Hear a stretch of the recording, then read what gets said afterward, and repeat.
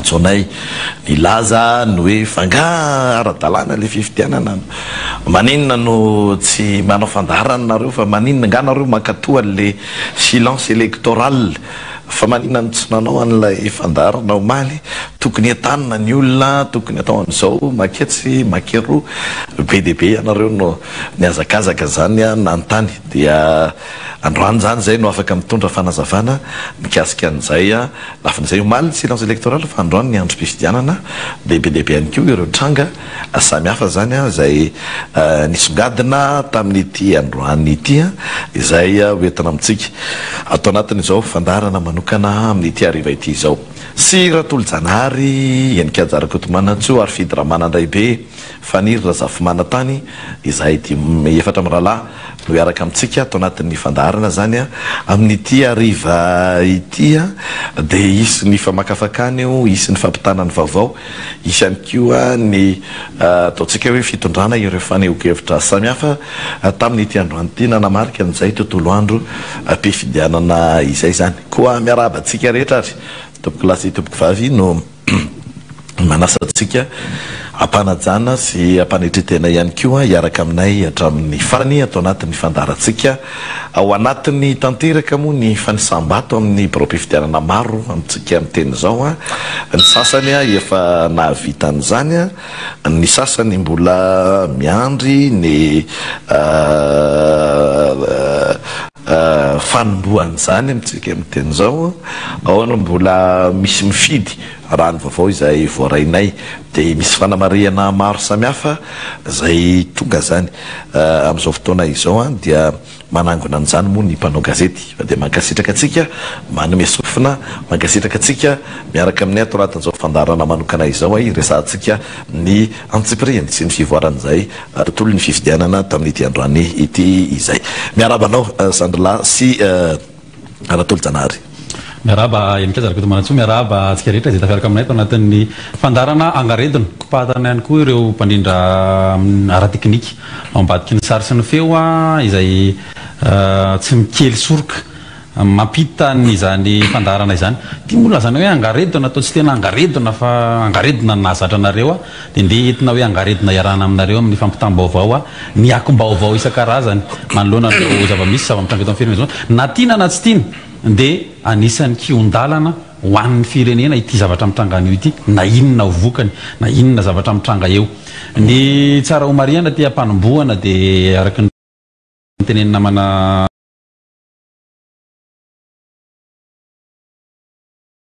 enikajara kotomanantso teo a tsy de le endrika angaredina ohatrany teo aloha no tena isy ho an'ny teny ity fa mety isy ny fandraisana antso mivantana mety isy ny fandraisam-bahiny mety isy ny fampitam-baovao maro isan-karazany a manoloana ny fotoam-pifidianana tamin'ity an'io ity manina moa zany miteny hoe fotoam-pifidianana ka zay ny zavatra efa nitranga sy ny zavatra nisy a efa hitako iny fanira zafomana tany miditra ny efitrano avy nanandro vaovao tany mino fa mibetsaka ny zavatra azo ambara makasika ny zavatra misy any amin'ireo barom-pifidianana maro isan-karazany eto moa zany zao ny tonga de ankasitrahanareo namana PDB izay mampita vaovao any amin'ny toerana misy anareo any misy ny makasary de manzany sary zany misy ny mampita ny akomin'ny fifidianana misy ny mitaraina hoe aty aminay tsisy jiro akory nefa hatramin'izao mbola tsy misy ny fanombohan'ny fanisambato misy ny milaza hoe tsy tomomba anaraka ny tokony ho izy ny zavatra nitranga ankasitrahana reny olona ireny satria karazana maso ivo ho an'ny fandarana ny fisinareo ary de rahana manokana ny finiavana zay asehoanareo olom-pirenena satria izy ty mo adidy raha manana taotrano tsy efa nirery ary izahay de solotenany maro ihany ny eto fa be ny tehiteny sangy tsy afa miteny de mitondra n'izay izahay ato anatin'ny fandarana eo ihany koa ny fampitanan'ireo vokatra zay efa nisy raha ny fampitam-baovao tonga de hoe ty amiko aloha zany io mbola manana moa ny namana hafa rehefa avy hoe misy bureau mpifidianana sasany efa nanomboka ny fanisaam-bato efa navita ny fanisaam-bato noho ny fahavitin'ny mpifidy izay tonga teo amin'ny bureau mpifidianana hoe tsika eo daholo moa ny tsipirian'izay a ny akon'ny fifidianana tamin'ny ty anio ity le fanamariana netiny nikajarakoto manatsotany ampanomboana teo de marina tokoa be deabe nareo menomeno nefa maninona ny tsy nasina ny angaretona zay tena ny angaretona tamin'ity androany ity mantsy ny omaly zany io kanefa nasehonay fa iza ay a de manaraka ny lamina zay misy eo aloha ary anaty fanajana na inona tsy fiombona-kevitra na inona tsy fitovim-pijery ajana foana ihany ao anatin'izay fandaminana misy ka iny tsy mahagaga fa de mitoy aloha zany izy hoan'ity ariva ity misy ihany koa nefa niandra hatramin'ny maraina hoe manahoana ny fampitanana zany zava-mitranga zava-misy zany fa izao no fotoana no heverinay sy tapaka fa mety indrindra ho an'ny fandaharana sy ny fampitam-baovao ho anareo ka de iaraka eto isika mandritra ny ora vitsivitsy maromaro taka no mahazatra moa de enikazarakoto manatsoatra no mandrindra ny fandaminana eto amin'ny plateau isy ny fanangonam-baovao atao ambadika ao fa mifampitana ihany koa izay iarahana amin'ny Clarisse Razermanana ao ambadika hoe fa mikolokolona amin'izao fotoana zao eny ary sy Ratolo Janary ho antsika ny tokantrano any de dahoary araka aminay atao anatin'ny fandaharana zany amin'ny tian'ity faniry Rajafy Manantany ihany ko apetao ny micro an'ny faniry namana technicienne afaka tonga de miazakazaka ety amin'ny plateau ny fanisam-bato miainga amin'izao fotoana zao sy Ratolo Janary tena be deabe no milazany amin'ny hoe vetivety kely de tonga vita le fanisam-bato zany hoe tena vetivety kely vitsy kely ny mpanatrika zany fanisam-bato zany amina bureau fandatsaham-bato maro samihafa de eo ihany koa no manao fanamariana hoe tsy ampy ny isan'ny mpikambana ao anatin'ny bureau fandatsaham-bato amin'ny toerana maro zany ao ny milazany amin'ny hoe tsy feno ireo mpikambana ao anatin'ny bureau de vote ao no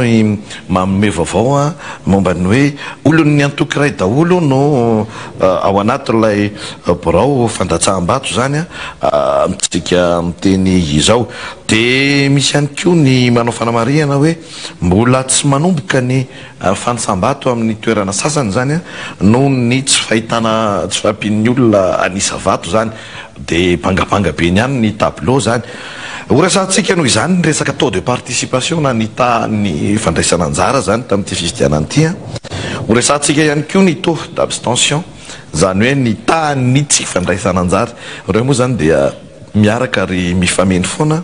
rehefa tahaka izao zany nanao ahoana zay rehetrarehetra zay satria ifandroitana ny taremarika amintsika miteny zao ao ireo milazany amin'ny hoe efa misy hatrany amin'ny 570 isan-jato ny taux de participation any ambadika any misy an'izany maneno sy mikarantsana ny sasany laza hoe 500 isan-jato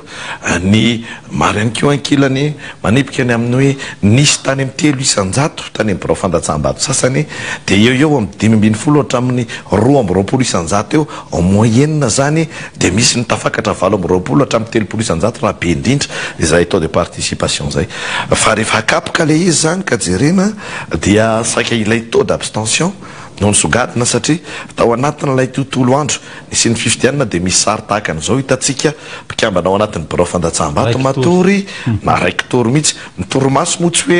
hoe 2 segondra na 5 segondra de tonga sy Ratolo Janary fa rehefa elaela midanaky eo ianao zany tsisy olona de mety ho tonga ho azy zay toromaso zay be deabe ny sary tahaka an'izao mitseritsiryka eny avaravarankely sy ny sisa tamin'ity androany ity saika niahaka ary nangina avy any amin'ny faritra samihafa zao zay voaraitsika andretsika ako dia saika iombonana ary itovizana zay ataotsika hoe fifidianana nangingina zany tamin'ity androany ity zay kanefa moa nivoatra ihany le taux de participation zany hatramin'ny ariva teo de ho resantsika satria ary fidyramandray be Siratolo Janary fa ny Razafy Manantany Androany tontolo dia niazakazaka ny tety barao fandatsaham-bato samihafa izany tamin'ity androany ty ny tsikaritra de zao arivariva io ilay resaka taremarika zany dia neniova ary ohatrany hoe nisy fotoana niazakazaka niakatra zay de hojerentsika amin'ny lafiny scientifika ho arahantsika fampitambavao samihafa izany rehetrarehetra zany mba ahafahan'ny olo-pirenena zany mandanjalanja araka ny tokony ho izy de manamafy zany ny mpanao gazety mampita vaovao amintsika eo maromaro reo birao fandatsaham-bato tsy mbola manomboka fanisana am'izao oro zao zany hoe amin'izao amin'ny enin'ora latsaka fa efan'izao zany na efa tsy misy mifidytsony aza ny antony de tsy mahita olona nisa vato ito Tananarivo etsy Analakely raha maromarona kokoa ny mpanao gazety ny ABC zany isan'ny manatrika izany amintsika miteny izao de misy vaovao samihafa manodidina ny fifidianana aloha dia re zany ny amin'ny hoe anao fanambarana na déclaration zany ilazany hevitra izy ireo mikasika ny fifidianana tamin'ity androany ity ny eo anivon'ny collectif des candidats zany andrasantsika ny ora anaovany an'izany hotratratsika atao anatin'ity fandaharana manokana angaredina hafahafa andro ariva ity ve araka namaritany Siratolo Janary azy teo izany fanambarana ataony eo anivon'ny collectif des candidats zany mikasika ny fifidianana satsy miandry mihitsy moa ny olona am'izao fotoana zao ny olo-pirenena momba ny hoe ohatrany ahoana ny toy an'ity raharaha ty toy ny ahoana satria rehefa nojerena zany ny taux de pénétration amina resaka hoe fahazahoana vaovaona ny hoe ny tapandraisana vaovao sy ny fiatraikan'izany amin'ny fihetsiky ny mpifidy dia hita taratra tamin'ny tatitra nataony teo anivon'ny observatoire samihafa tamin'ity androany ity fa ambany ny tahan'ny fandraisana anjaran'ny mpifidy tamin'ireo faritra sy toerana izay nahazo vaovao maro lasy ka tena nahafahan'ny olona zany nandanjalanja ny zava-misy eto amin'ny firenena mbola ho resantsika eo moa zany rehefa miditsitsika ny anatin'le analyse des données zany satria efa misy ampahana données zany tondry refy ihany zany voaray mikasika ny fifidianana amin'ity ariva ity zany de andrasantsika eo mifivoaran'izany rehetrarehetra zany sy izay vaovao avy amin'ny collectif des candidats zany ny vaovao avy amin'ny collectif des candidats izay nilazany iray amin'izy ireo ohatra hoe ny candidat Roland Ratsiraka ny amin'ny fisininy ambarany hoe menasy nahazo an'ireo mpanaramaso ny fifidianana izay mpanao gazety ihany koa dia naharay tatitra mikasika ny fisin'ny fanakana na hakasary amin'ny dandritra ny tontolo andro androany na ny fotoana izay risoana amin'ny fanisambato zao arivo zao satria be dehibe zany ny olo-pirenena no hoe aleo raha ketina antsary ilay fanisana ny vato dia misy zany ny hoe fandrarana sy fanakanana an'izany de tandrematsika moa ny tsipriam-baovao mikasika an'izany satria tsy maintsy mbola ho resantsika eo ihany zay de vaovao ihany koa tamin'ity androany ty asa aloha am'izao amin'ny enin'ora latsaka 12 minitra izao re olona na efa nisy iovanana ty na anao ahoana rehefa avy eo fa rehefa vanim-potoana ny fifidianana tahaka izao zany dia isan'ny tena andrasany vahoaka malagasy manerana ny Madagasikara ny antsoina hoe soirée électorale ao amin'ny TVM sy ny RNM zay zany tena mankadiry satria io zany no karazana hoe fantsona tsy mialonjafy hatramin'izay na fifidianana solombavam-bahoaka na fifidianana ben'ny tanàna na fifidianana loolona dia miandry n'izay soirée électorale zay na hoe takariva mpifidianana izy io raha tsarontsika tsara dia misy ny fotoana zay anomezana ny tsy taitaika na manontolo ny sivoarany voaka-mpifidianana ary misy fotoana izy io zany tena mandra-parain'ny andro mihitsy fa eo arivo itsika dia maheno ary mahita asa aloha hoe ateo raha efa nanomboka natsinona nisy ivan-javatra fa ny amin'ny hoe to tsy isy ndray ilay soirée électorale ahafahany vahoaka malagasy rehetra manaraka ny fivoarany vaovao zany amin'ny alalan'ny RNM sy ny TVM tamin'ity androany ity inona mety ho anton'izay raha izay tokoa no izy ny namana teknisiana moa ambadika ao raha avantany vao misy zay atao hoe soirée électorale zay zany na fampitana ny fivoaran'ny fanisambato sy ny sisa atao ny ainao manjerim-bahoaka ny ainao manjerim-panjakana zany dia miverinetosika milazany amin'ny hoe efa misy le izy de tahakatahaka an'izao zany no isehoan'ilay soirée électorale fa de malagasy maro am'izao fotoana zao no miandry an'izany hoe ahoana satria samy te halala hoe nanao ahoana ny fivoaran'ny vato sy ny fanisambato taty aminay, taty amin'ny fokotany nisy anay, taty amin'ny commune nisy anay, taty amin'ny district nisy anay, taty amin'ny faritra nisy anay, taty amin'ny faritany zay niavinay. De hoe nanao ahoana ny tendance de samy tia lalan'izany dia ny RNM sy ny TVM zany no isan'ny fantsona endrasana an'izany. Ary manana mpanao gazety manam-pahaizana tsy matianina maro samy hafa zay afaka tena mampita an'izany ny eo anivony TVM sy ny RNM, fa miandry zany tsika hoe isy ihany ve zay sa tsy isy mity androany ity. Sadasada manatsoratra hafahafa ihany mantsy ny hoe tsy resahana nyty fifidianana isan'ny makadiro sy lehibe indrindra ty ny TVM sy ny RNM zany amin'ny fivoaran'ireo vaovao samihafa. Raha hosanatrika tsy isy tokoa zay dia isan'ny teboka izay tsy maintsy hoarahantsika eo zany ny mikasika an'izay soirée électorale zay tsy mbola nisy tato anatin'ny 7 taona, tato anatin'ny 80 taona ozy namana samihafa, satria miezaka manao recoupement moa ny tena manontany an'ireo mpanao gazety zokiny zay efa niantsehatra nandritra ny fotoana naharitra tamin'ity azy ty de mitantarany amin'ny hoe zany eny de farafahakeliny tokony atao hoe fa mety isy fandraisany amin'ilay taux de participation ambany de ambany amina toerana maro samihafa ve mety misy fandraisany amin'ilay ataotsika hoe resa be manodidina ny fanovana ny taremarika samihafa sy ny sisa ve apetrakitsika zany zany fanontaniany zany dia ny fitondrany tompona andraikitra fanazavana mikasika an'izany no endrasana ny antsipriany zany. Fa atreto aloha zany veritsika fa zava-dehibe zany dia lazaitsika amin'izao arivo zao satria tsy ary ahita ny angaredony, tsy ary ahitanay efatra amin'ny rahalahy eto amin'ity plateau manokany ity daholo ny vahoaka malagasy manerana ny Madagasikara dia loharano-baovao ihany koa zany miampita amin'ny TVM sy ny RNM zany de verina fa tokony farafahakeliny zany ho fanajana ny olo-pirenena zany amin'izao fotoam-pifidianana izay noterena isy moa izy tia dia horesahantsika eo ihany koa zany. Vaovao hafa kilan'izay ny fahatongavany filoha any antoko Anjomara sy Rivo-Baovao Robela Andry eto Tanindrazana tamin'ity androany ity. Maninona moa zany no mifandraika amin'ny resaka fifidianana? Tsotra ny antony satria dia iray amin'ireo candidat eo anivon'ny collectif ity mpanao politika mpitarika ny antoko Anjomara sy Rivo-Baovao ity izy moa dia naratra teo amin'ny masony nisy fandidina natao tany amin'ny Nosy Maurice ary tapitra katroka androany ilay 30 andro zany nandrarano ny mpitsabo azy tsy afaka mandray fiaramanidina dia vantany voatapitra zay 30 andro zay dia niazakazaka niverina Tanindrazana izy ary nilaza fahasalama tsara anaramaso ihany koa eto toerana zany no anoy ny fanarahamaso ny fahasalamana Andriamatoa Robela Andry zany iray amin'ireo anivon'ny collectif des candidats ny roso tamin'ny Tolonarizo ny voalohany isan'ny naratra tamin'ny fampiasana hery tamin'izany tany amin'ny faharoan'ny volana Oktobra izany rehetra izany zany tonga ny gadona Tanindrazana tamin'ity androany ity ararotina arabaina tonga so ihany koa de androany be lehibe ny vaovao zay ataotsika hoe tena mety andiso ny olo-pirenena ka izahantsika zany tena hoesahana mikasika ny fifidianana eo ohatra ny famoahana sary efa miresaka zavatra hafa indray tsika namana teknisianina famoahana sary samihafa maneho filaharana tamin'ny fifidianana tamin'ny taona 2024 de tena be dehibe zany ny olona no induit en erreur zany satria misy an'izay karazana finiavana zay hoe tena reto ary fa be dehibe milahatra de ahoana de rehefa mijery ny olona mijery ny archive de sary tamin'ny heritaona no ampiasaina zany ao anatin'izay de misy ihany koa ny ataotsika mihitsy hoe tena mamoaka taremarika samihafa zay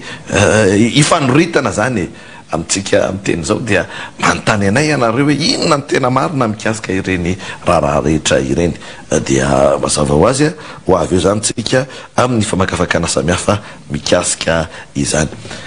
Ho avy ny mpanao gazety Fanira Zafy Manantany fa zao afahatsika miditra rehetrany ao anatin'ny famakafakana zany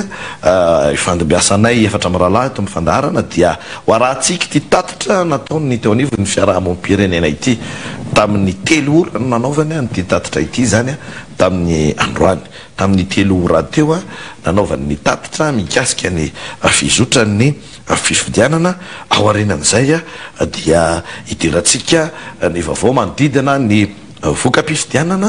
sy ny zavanitranga tamin'ny tontolo andro ity satria tena fifidianana niavaka tamin'izay rehetra natao atao anatin'ny enimpolo taona izy ity raha ny fahitan'ny mpanaramaso ny raharaha-pirenena maro azy tahaka izao aloha zany isan'ny naneo hevitra voalohany mikasika an'izay fifitianana zay ny teo anivon'ny observatoire safidy tamin'ity androany ity raha antsika ny fanandresaka ho an'ny mpanao gazety nataon'izy ireo manomeny antsipriany mikasika ny taux de participation sy ny taux d'abstention izay tombontsika ao anatin'izany dia mifiarantsika amin'ny famakafakany fanambarana Antananarivo ny 12 novambra 2024 ambany ny tahapahavitriana tamin'ity fizotry ny fifidianana filoham-pirenena 2024 ity. Fomba fiasa ho fandraisana anjara amin'ny fampangaraharana ny zotra-pifidianana nandritra ity fifidianana filoham-pirenena 2024 ity. Ny sampana fianaramasony safidy dia mametraka fomba fiasa toy izao. Eny fotony mpanaramaso lavitrezaka sy mpanaramaso amin'ny androm-pifidianana misa 10,000 mandrakotra birao-pifidianana miisa manodidina ny iray alina. Ireo no manatanteraka ny fanaramaso ny andro ny fandatsaham-bato ary mitatra ny angombokatra mitatitra ny angombokatra amin'ny someso. Eo amin'ny sehatra nasionaly fohy be miandraikitra ny fanamarinana sy ny fanangonana ary ny fikirakirana ireo angombokatra izay ahitana mpiandraikitra ny antso mpamakafaka angombokatra ary manampaizana manokana amin'ny informatika. Fohy be mikarakara ireo tatitra sy fanairana avy amin'ny alalan'ny laharana maitso. Fohy be manao andromaso ahafana mandray fanapahan-kevitra aingana mampivondrona ny solontenan'ny CENI, ny mpitandro ny filaminana CNIDH ary ny sampam-panaramaso safidy. Amin'ny mahiraka mpanaramaso ny fifidianana lehibe indrindra eto Madagasikara amin'izao fifidianana filoham-pirenena 2024 izao, ny safidy dia manetsika mpanaramaso miisa 10,000 mandrakotra commune 20 sy 700 miparitaka ao anatin'ny distrika 7 manerana ny faritra 13.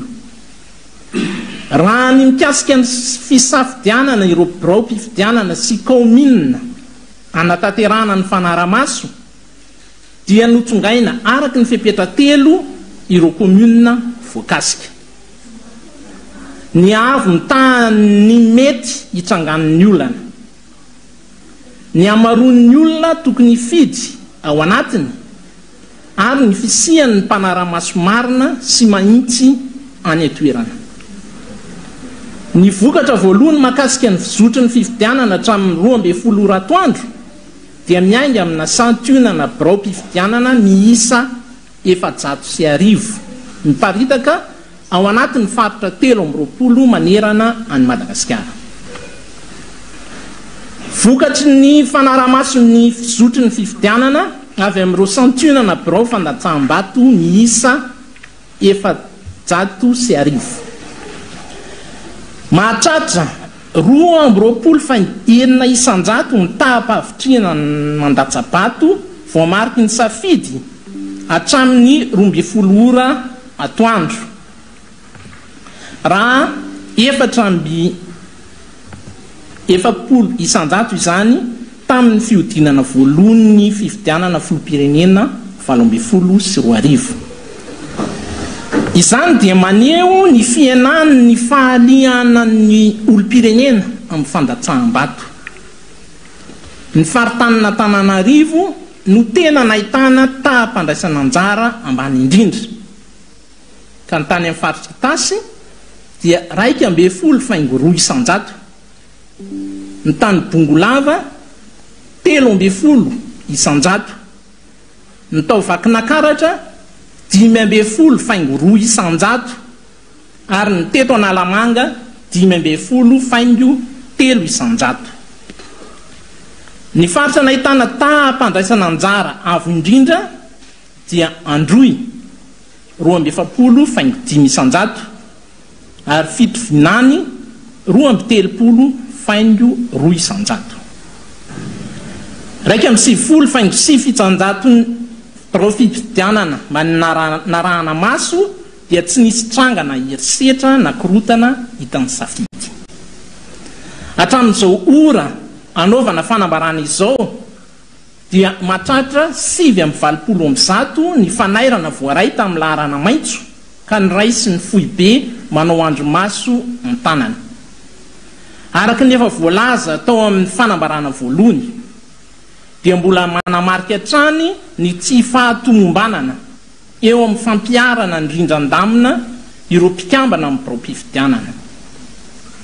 ny tombo isa ireo tranga famelana ifidy ireo olona tsy nanana ny antotan-taratasy feno ny ilaina amin'izany nisy ihany koa ireo mpifidy izay manana kara-pifidianana na ny sosy fanamarinana ny fisoratana anarana nefa tsy hita ao anatin'ny lisitry ny mpifidy akoatr'izay dia voamarika ihany koa ny tranga maromaro fanakatonana vetivety ny birao mpifidianana nahitana delegena kandidata olo ireo pro-pifidianana kanefa voamarika ny tsy fahatongavan'ny delegean'ny mpikambana ao amin'ny collectif du candidat tsy hahafahan'ny safidy mamakafaka ny fiatraikan'izany eo amin'ny fandatsaham-bato nefa ny angom-kevitra voaray amin'izao ora itenenana izao ka mbola isy fanadidina lalina kokoa atao aoriana amin'izao fanambarana izao mitohy hatrany ny fandraisana tatitra mahakasika ny fisokafan'ny pro-pifidianana sy ny fizotry ny fifidianana anohy ny fanaraha-maso ny zotra-pifidianana manontolo ny safidy ka ao anatin'izany ny fikatona ny pro-pifidianana ny fanisam-bato ny fikirakirana ny voka-pifidianana eny anivon'ny SRMV ny fifanolanana ara-pifidianana ary ny faneken'ny kandida rehetra ny voka-pifidianana apitaina amin'ny 20 novambra 3 eto amin'ny foibian'ny safidy Ambatonakanga ny tatitra savaranonando ny fanaraha-maso ny fifidianana filoha-pirenena ny sampana fanaraha-maso safidy dia rafitra mahaleo tena tsy miandany manana fahaiza-manao ara-teknika amin'ny fandiniana ny zotra-pifidianana ny tanjony dia ny anangonana sy amakafaka ny angombokatra sy ireo tranga misongadina amin'ny fanatanterahana ny fifidianana ny famoahana ny zavatra hitany ary ny tolo-kevitra ara-teknika amin'ny fanajana ny foto-kevitra fototra toy ny tsy fitanilana sy ny tsy fiandaniana ara-politika ny safidy dia mandinika ny fizotry ny fifidianana manontolo amin'ny fifidianana filoha-pirenena amin'ny 2024 manomboka amin'ny fanavaozana tanteraka ny listim-pifidianana ka hatramin'ny fanambarana ofisialy ny vokatra tanjona amin'izany ny andray anjara amin'ny fangaraharany ny zotra-pifidianana manaraka io ny sampana fanaraha-maso safidy dia toana ny vondrona eropeanina arabola votoatin'ity fanambarana ity dia andraikitry ny safidy sy ireo fikambana ny fiarahamon'ny pirenena manaraka ireto ny AIM PFNCM vohy firaisana fiarahamon'ny DRV OMCI FTMF CEDI MC Statao ONG Ravitsara ONG Ivrary sy ny Aliansa Voargasy ary tsy azo everina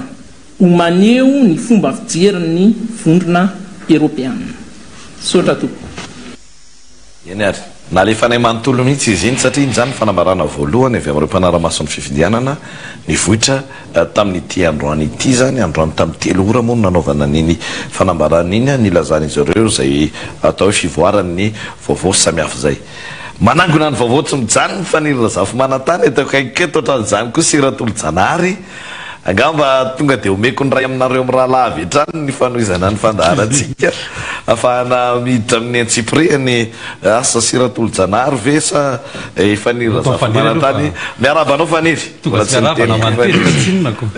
aseraka indrindra de miaraba antsika telo amin'ny rahalahy eto Zokobe Arfidy mbola ho avy ihany efa maraindro io moa zany no namika vika nandeha ny tety ny toerana manodidina ny tanàna mba hahafahana zany a manao ny fandrakofam-baovao rehetra de betsaka ny vaovao zay voaraintsika tamin'ny maraina teo fa ndeha hanaovako tsetsatsiara fotsiny de hoe ity zany no fifidianana zay nahafahany tena nitety bureau de vote tahaka n'izay fa natao hatramin'izay satria nanomboka tamin'ny taona 9 ny tenako no nandray anjara tamin'ny fifidianana rezy mirahalahy de taoriana izay dia saika nitety ny akamaroana biro fantatsambato fa tamin'ity fifidianana 13 ty no nahitan'izany tena birao mpandatsambato mangadiady tena foana ohatran'ireny any amin'ny tany hevitra reny zany raha ny nale rehetra mihitsiny zany amin'ny akabeany niezaka mihitsy nanodidina Antananarivo izahay fa tsy nijanona teto Antananarivo de mahavariana ndraindray mieritreritra hoe amin'ireo mpifidy voasoratra anarana 730 monjany mba nandatsabato misy sasany 577 dia 770 monja no tonga manatanteraka ny adida ny aty amin'ny telo ora no ahitana zany ny tany ambadimbadika zany toerana rehetra samihafa izany moa zany dia misy aza miteny hoe tany amin'ny 120 ora taondro tany de mbola misy 10 no mpandatsabato zany hoe tsy resy lahatra tamin'ny fifidianana ny akamaroany ny tany amin'ny birao fantatsambato sy ny toerana nanantanterahana ny safidy samihafa zany nikajarakoto manatsoa reny rehetra moa de saiky nahitan'izany avokoa zany ny amin'ny hoe tsy tazana mihitsy ny fahitana n'lay olona ny amin'ny hoe mitomandavana milahatra vo maraina hanefa ny adidiny taka ny mazatra efa hita ihany tamin'ny fotoanandro ny fandaminana manko zany de hoe mba rehefa manao fifidianana amin'ny andro alahady dia misy ny heverina zany hoe fanomezana fahafahana ho an'ny finoana rehetra zany de na io zany mpino silamo na io mpino kristianina de afaka manatanteraka ny adidiny amin'ny andro andavanandro tsy zomany tsy alahady de niraisina zany zay eo anelanelany zany ny amin'ny hoe alakamisy nanatanterahana le fifidianana zany na nisy fotoana ihany koa alarobia tsaroantsika angamy zany fa ny amin'izay fotoan'izay dia tsy maintsy misy le didim-panjakana raisina zany andro tsy fesana fa andraisan-karama de mampiantona amin'izay mety ho asa mandrarany avokoa zany rehetra de tsy mahita mihitsy ianao zany amin'ny fifidianana rehetra tamin'irey tahaka ny hoe ville morte tanàna maty zany ny manodidina ny tanàna fa dia misy mirohatra mandeha mankeny amin'ny birao fantatsaham-bato saiky eny avokoa zany no ahitana olom-pirenena fa tamin'ity indray mitoraka ity zany dia mifanohatra amin'izay teny amin'ny tsena na teny amina toerana fahale rehetrarehetra andalana sy ny sisa amin'ny fiandrasana taxi be sy ny karazany de fihainy olom-pirenena fa tany amin'ny birao fantatsaham-bato zay tokony nangadiady niezaka ihany mijanona 10 minitra tamina birao fantatsaham-bato iray ny tenako teny amin'ny faritra Ambohidratrimo iny de nanisa fa ngamba raha nahita olona mihoatra ny ratsatanana 5 de tena hoe tena zava-dehibe tokoa zany nikaja Rakoto Manatsoa sy Siratolo-Janary ny commune na le moa zany dia nanamarika ny amin'ny hoe betsaka ny olom-pirenena nandeha ny asa teny antsaha betsaka ny olom-pirenena zay nanao ny asa fivarotany betsaka ny olom-pirenena izay nanao ihany koa zay mety hoe fitsidiam-pianakaviana izany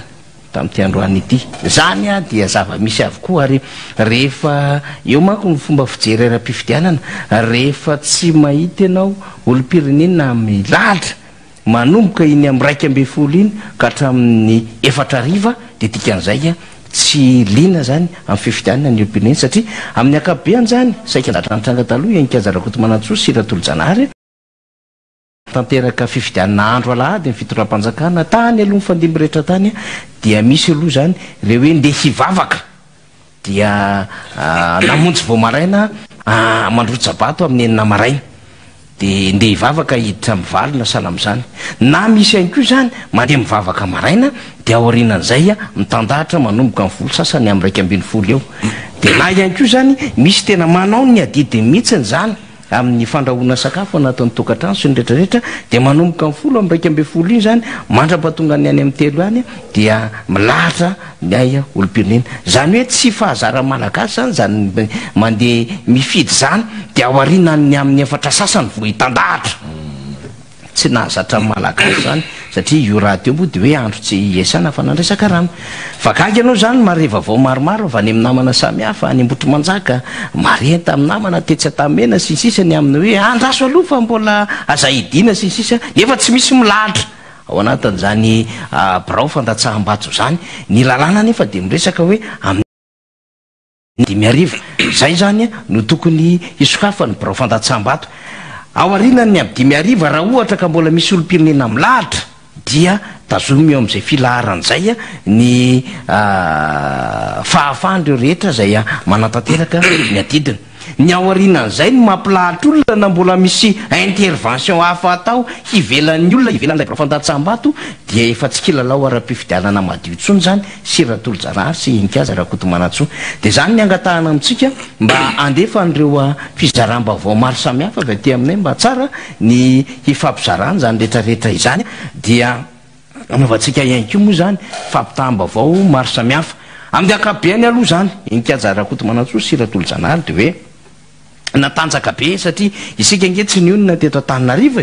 fa ny antsony namana tany Etsoy ny Haute-Ville tany ny antsony namana tany Fianaratsoa ny antsony namana tany Ambanja tany tany Sambava tany am'ireo faritra sy district ary commune rehetra de mitovitovy daholo amin'ny akabeany amin'ny hoe tena tsy marisika ny olona nde hiatrika an'le fifidianana zany de nidikan'izay rehefa tsy marisika ny olona ambany ny tahampandraisana anjara taux de participation ary ambony be ny taux d'abstention zany hoe le resaka absentéisme zany na hoe tsy fahatongavana mifidy rehefa ambony be iny dia misy anton-javatra maro be ao anton-javatra tsy maharesy lahatra ny fikarakarana ny fifidianana anton-javatra tsy maharesy lahatra mety am'ireo zay verina fa mirotsaka hovidiana anton-javatra ny amin'ny mety ipaipaikady samihafa ka mety hoe fahalavira ny birao mpifidianana samihafa misy an'izany nge tany faritra Tsoromandity tany ny famadika le salle 1 sy le salle 2 le olona misy ampahany olona mandeha mifidy any amin'le salle 1 ohatra any amin'ny 10 kilometatra any misy ampahany olona nefa tokony andeha hifidy tokony taky mahazatra na salle 1 zany fomba fanao zany hoe ato amin'ty fokontany tia eto am'reto faritra reto de salle 1 reto salle 2 fa nisy famadiany zany dia hitan'ny olona le alaviratoerana maro samihafa resahatsika ohatran'izay fa mbola betsaka moa ny resahatsika eo am'le mbola endriny fotsiny aloha tsika zany mbola tsy miditra am'le pitsipitso na le détail tsika tsy mbola miditra am'le zavatra nyteneny ny observatoire safidy teo ny amin'ny hoe misy an'ireo ina moa zany resahatsika misy am'ireo pitsopitsony samihafa ny amin'ny hoe tsy mbola tanteraka tena afeny le fepetra hahafahan'le olom-pirenena mandeha mifidy zany eo am'le kirakira n'le taratasy ilainy sy le hoe misy manana an'le sosy ile maintso kely zay nanoratana anarina tamin'ilay refonty kanefa dia tsy ao anaty lisy mpifidianana misy zany mifidy no tsy mahafantatra hoe tsy ao anaty lisy mpifidianana misy ihany koa zany fanakatonana vetivety ozy izy ny observateur safidy atao inony zany ny bureau de vote de tsy azo akatina mihitsiny na mandeha misakafo ara ny président ny bureau de vote na reo secrétaire sy ny sisa dia tsy azo atao zany fa tsy maintsy misy fandaminana zany fa tamin'ity fifidianany teno nahita an'izany de mivoaka ty ivelany ireo mpikambana ao anatin'ny birao fandatsaham-bato maromaro de ty ivelany no miresadresaka mitakotako ritsika manaonao kely Facebook ny sasany de ny sasany ihany koa mitanotaninandro de rehefa misy olona ray mirodorody avany de mahita ny andraso loha tambatambatra kely roa na telo nareo de miditra zay rehefa avy eo fotriny hoe mivezivezy kely reraka am'ilay am'tsy taikataika kely misy fomba fiteny arifidy zay manko am'le faniokevin'izay izy malala an'le izy le tsotsotsomao zay dia tsy ahitana taratra zany le fitanjozotran'le olona dikan'izay tsy resy lahatra fa amin'ny lafiny politika le izy de zao naninona no tsy tonga namaly an'lay fifidianana zay neverina fa nambarany seni fa tsy mitanila ary nytenen'ny ACC fa tena azo antoka le olom-pirenena dia ndikan'izay zany amin'ny fomba fijery tsotsotra fotsiny fa mbola hiteny collectif de candidat risy mirahalahy rehefa aveo de zao hoe nandray ny toromarika ny collectif de candidat aloha zany na tiana na tsy tiana ny olom-pirenena matoa ambany dia ambany ny taham-pandraisana anjarana ny taux de participation ary matoa ambony be ny taux d'abstention de nikilalao tserasera moa zany tsika rehefa naheny de niazakazaka ihany koa zany la iaserasera ary amin'ny andaniny ary mba nilaza ny amin'ny tena mazoto ny olom-pirenena de mampiseseo sary efa tany aloha sasany dia miketrika bureau de vote any amina toerana samihafa eo amin'ity misy mitandahatra kely 12 aloha alaina sary fa tsy ohatran'izay le filaharan'le olom-pirenena tena mazoto naneo safidy taloha fa tena filaharana tena manjato mihitsy le izy nikajarakoto manatsoa de nylalovina ny amin'le mazoto ny olom-pirenena satria fahambaraka ho an'ilay mpikarakara ny fifidianana ny fahatanjahany taux d'abstention na ny absentéisme zany sy lay hoe ambany lay taux de participation dia amin'ny lafiny politique misy bataille be da be azo ny eo anivo ny collectif de candidat atao amin'izany mbola tsy za moa no hitantara amin'izany sy resaka amin'izany satria tsy amin'ny andrara ndraiky tsika zany fa amina fanadihadiana kely tsotsotra fotsiny ny tenenantsika amin'izany misy bataille be da be atao zany satria io fifidianana io sy ny crédibilité an'io fifidianana io sy ny légitimité an'le olona olany eo ary le tena hoe inona moa le resantsika amin'izay le fiandrianany vahoaka le fiandrianany vahoaka mihitsy souveraineté populaire tena souveraine ve izy tamin'ity ndray mitoraka ty tena teo am-pelatanany ve izara tsy miarika an'le fifidianana satria fatany fa fifidianana tsy milamina le izy fatany fa tsy amezana azy ny tena safidiny le izy zao ara moa misy an'le hoe fokotany sasany entsika tamina fandarina iray tamina radio tsy miankina namatsika de hoe tena manetana mihitsy nge le be pokotany de any faritra sasany any faritany ray moa alefa ny ankizy mitsoka soufflé manetana mihitsy andana mifidy de misy ndray ny manodidina natananarivo hoe antanina mihitsy ny olona efa mifidy ve jerena ny tanany zany rehetrarehetra zany manko de hoe mba hampiakatra n'le taux de participation satria tena enjeu politique angeza be mihitsy io ho an'ny collectif de candidat raha ambony be ny taux d'abstention na ny absentéisme zany ary tena fahambaraka ary ny crédibilité ny élection zay mety hitarika zavatra hafa mihitsy raha ambany be ny taux de participation raha ohatra zany tsy resy ny taux de participation tamin'ny 2018 nikajarakoto manatsoa fa menjera be aty ambany aty de azotsika saratsaina mihitsy zany hoe tena miverina aminatina adevitra hafa ndray zany ity adevitra ity ary miditra amina combat électoral vao mihitsy seratolo-janary ie zay moa ny zava-misy netiny fanera zava-manantany teo fa ny vaovao tonga ato am'izao de misy ihany koa ny brom-pifidianana maromaro zay efa mandefa vaovao hoe aty aminay efa vita ny aty aminay efa vita fa ny magaga de ny tsy fahatombanana raha netintsika teto tao anaty fandarana angareto misika ny resaka momba n'ilay fangataham-bola nataona fokotany tany amina orinasa amin'ny tsy fahampinarabola fiatrenan'ny fifidianana misy fotoana netintsika teto zany fa nagaga tamin'ity androany ity tao amin'ny distrika fianaratsoa tao amin'ny fokotanina Mbodiara de nisy bureau de vote anakefatra tany amina tranona solom-bavambahoaka no nanaovana ny latsabato no ny antony inona ary izany ve no endriky ny fahadiovana entinao anatina fifidianana mitsiraray de samy mieritreritra sy mandinika ary eo moa ny antony tondrana n'ity fandarana manokana ity no ny fahitana ny zavatra misy hoe tsy araky ny tena nandrasana sy neverina nge zany hoe milaza ny mpikarakara fa tena efa milamina io fa hitapoko hitam-pirenena milaza miara-mahitsika izao fa be dehibe ny tsy fahatomombanana ary eo le tahaparisian'ny vahoaka izay hiatrika an'le fifidianana mihitsy ny mahita hoe tena tsy izy io ary tsy fifidianana io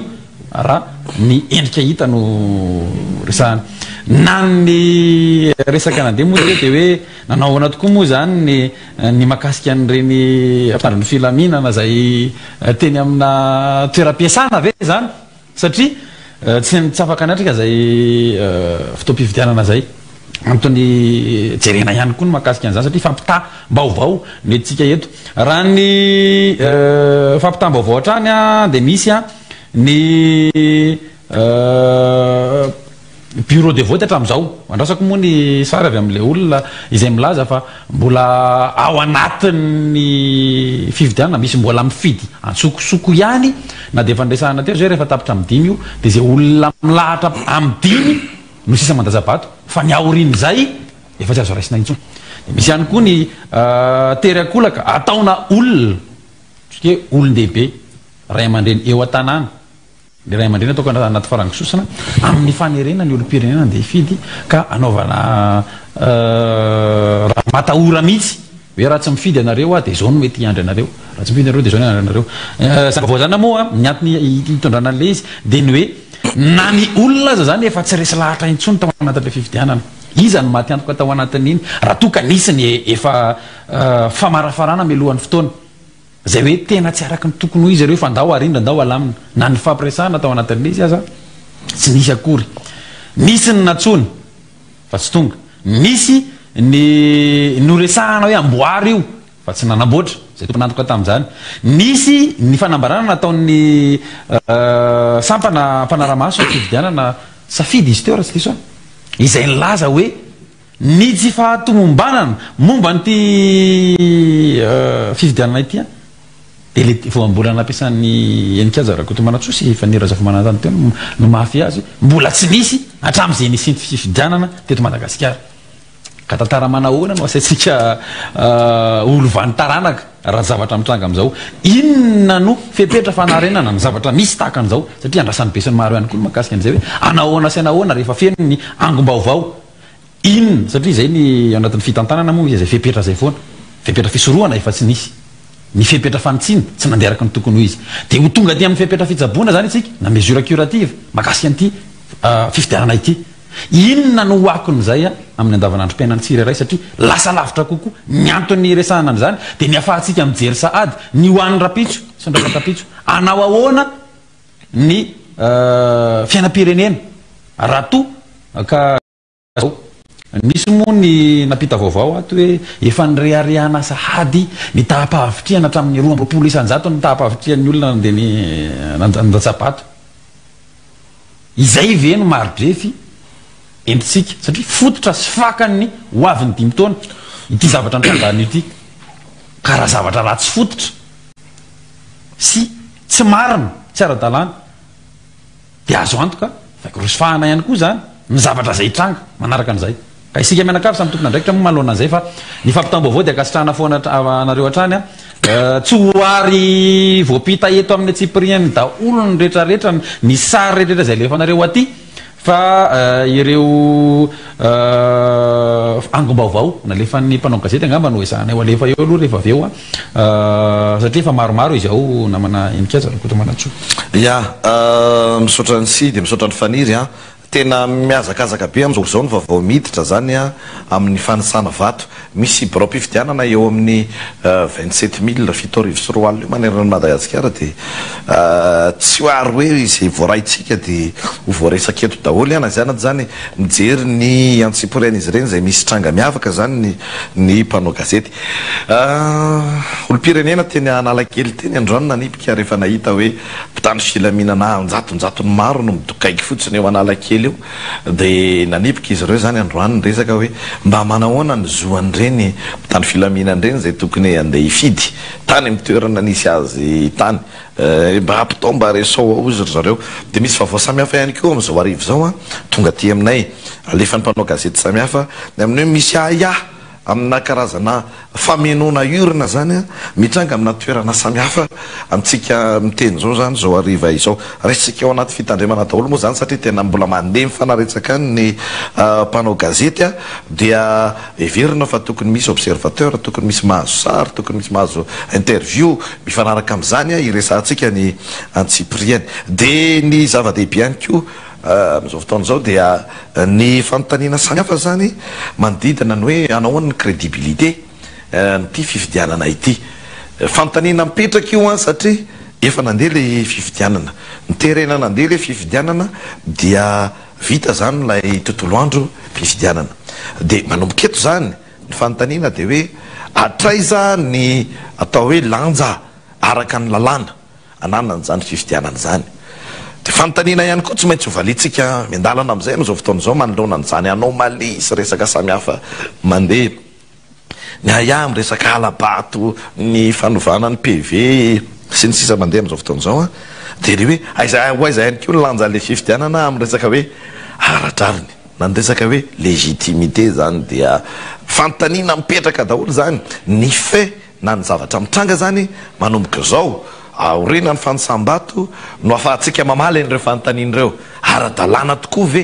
raha terena zany le izy hoe nalefa le fifidianana dia misy rariny azo jerena sy raitsy na ve ao anatin'izany ho an'ny aonivony collectif de candidat moa dia mazava be ny aminy hoe sady tsy ara-dalàna ny tsy ara-drariny ilay fifidianana. Zay zany position anankiray tena tsy niova mihitsy ho an'ny teonivony collectif de candidat. Fifidianana maloto io dia eto zany tsika manoloana ny zava-misy manomboka zao zay mantsy ilay niarandrana ny hoe aiza ilay soirée électorale izay tokony ahafahan'ny mpiray-tandrazana manaraka n'ilay fivoarany vaovao ny TVM sy ny RNM mandraisantsika teo satria zao zany a no ikarohana ny amin'ny hoe nanao mahoana ilay fifidianana nambarany collectif des candidats hoe maloto fifidianana efa vita mialoha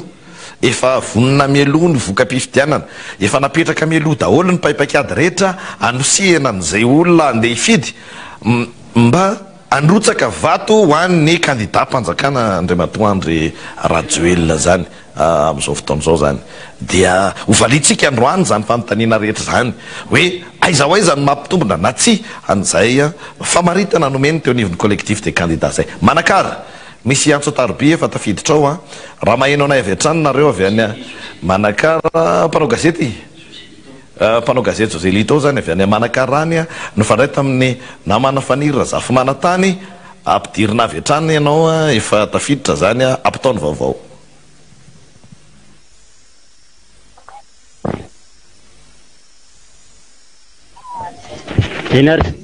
Ity amin'ny bureau de vote lycée Magnarivitra Antsignanana no misy ana amin'ny izao fotoana izao a atreto a mbola tsy miainga aloha zany ny fagnisana ny vato a vita tanteraka ny lasa-bato a efa midy a ny bureau fandrasam-bato tsy miainga ny fagnisam-bato satria ino gn'antony ireo membre de bureau de vote a dia mbola tsy nahazo a ny indemnité de formation tsy nahazo sakafo ary mbola tsy nahazo ireo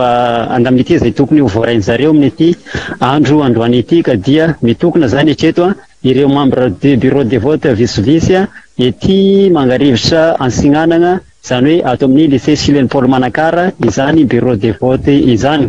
miandry ny fandaminana avy amin'ny vaomera zay mikarakara ny fifidianana ry zareo zany hoe miandry vola aloha zany zay vao miainga izay fagnisam-bato izay efa misy ray aman-dreny ara-panjakana maromaro misy mpitandro filaminana ihany koa ity antoerana amin'izao fotoana izao fa saingy moa zany dia izay resabola zay no tena olana n'antony sy mampanomboka izao fagnisam-bato izao zay ny vaovao azo ampitaina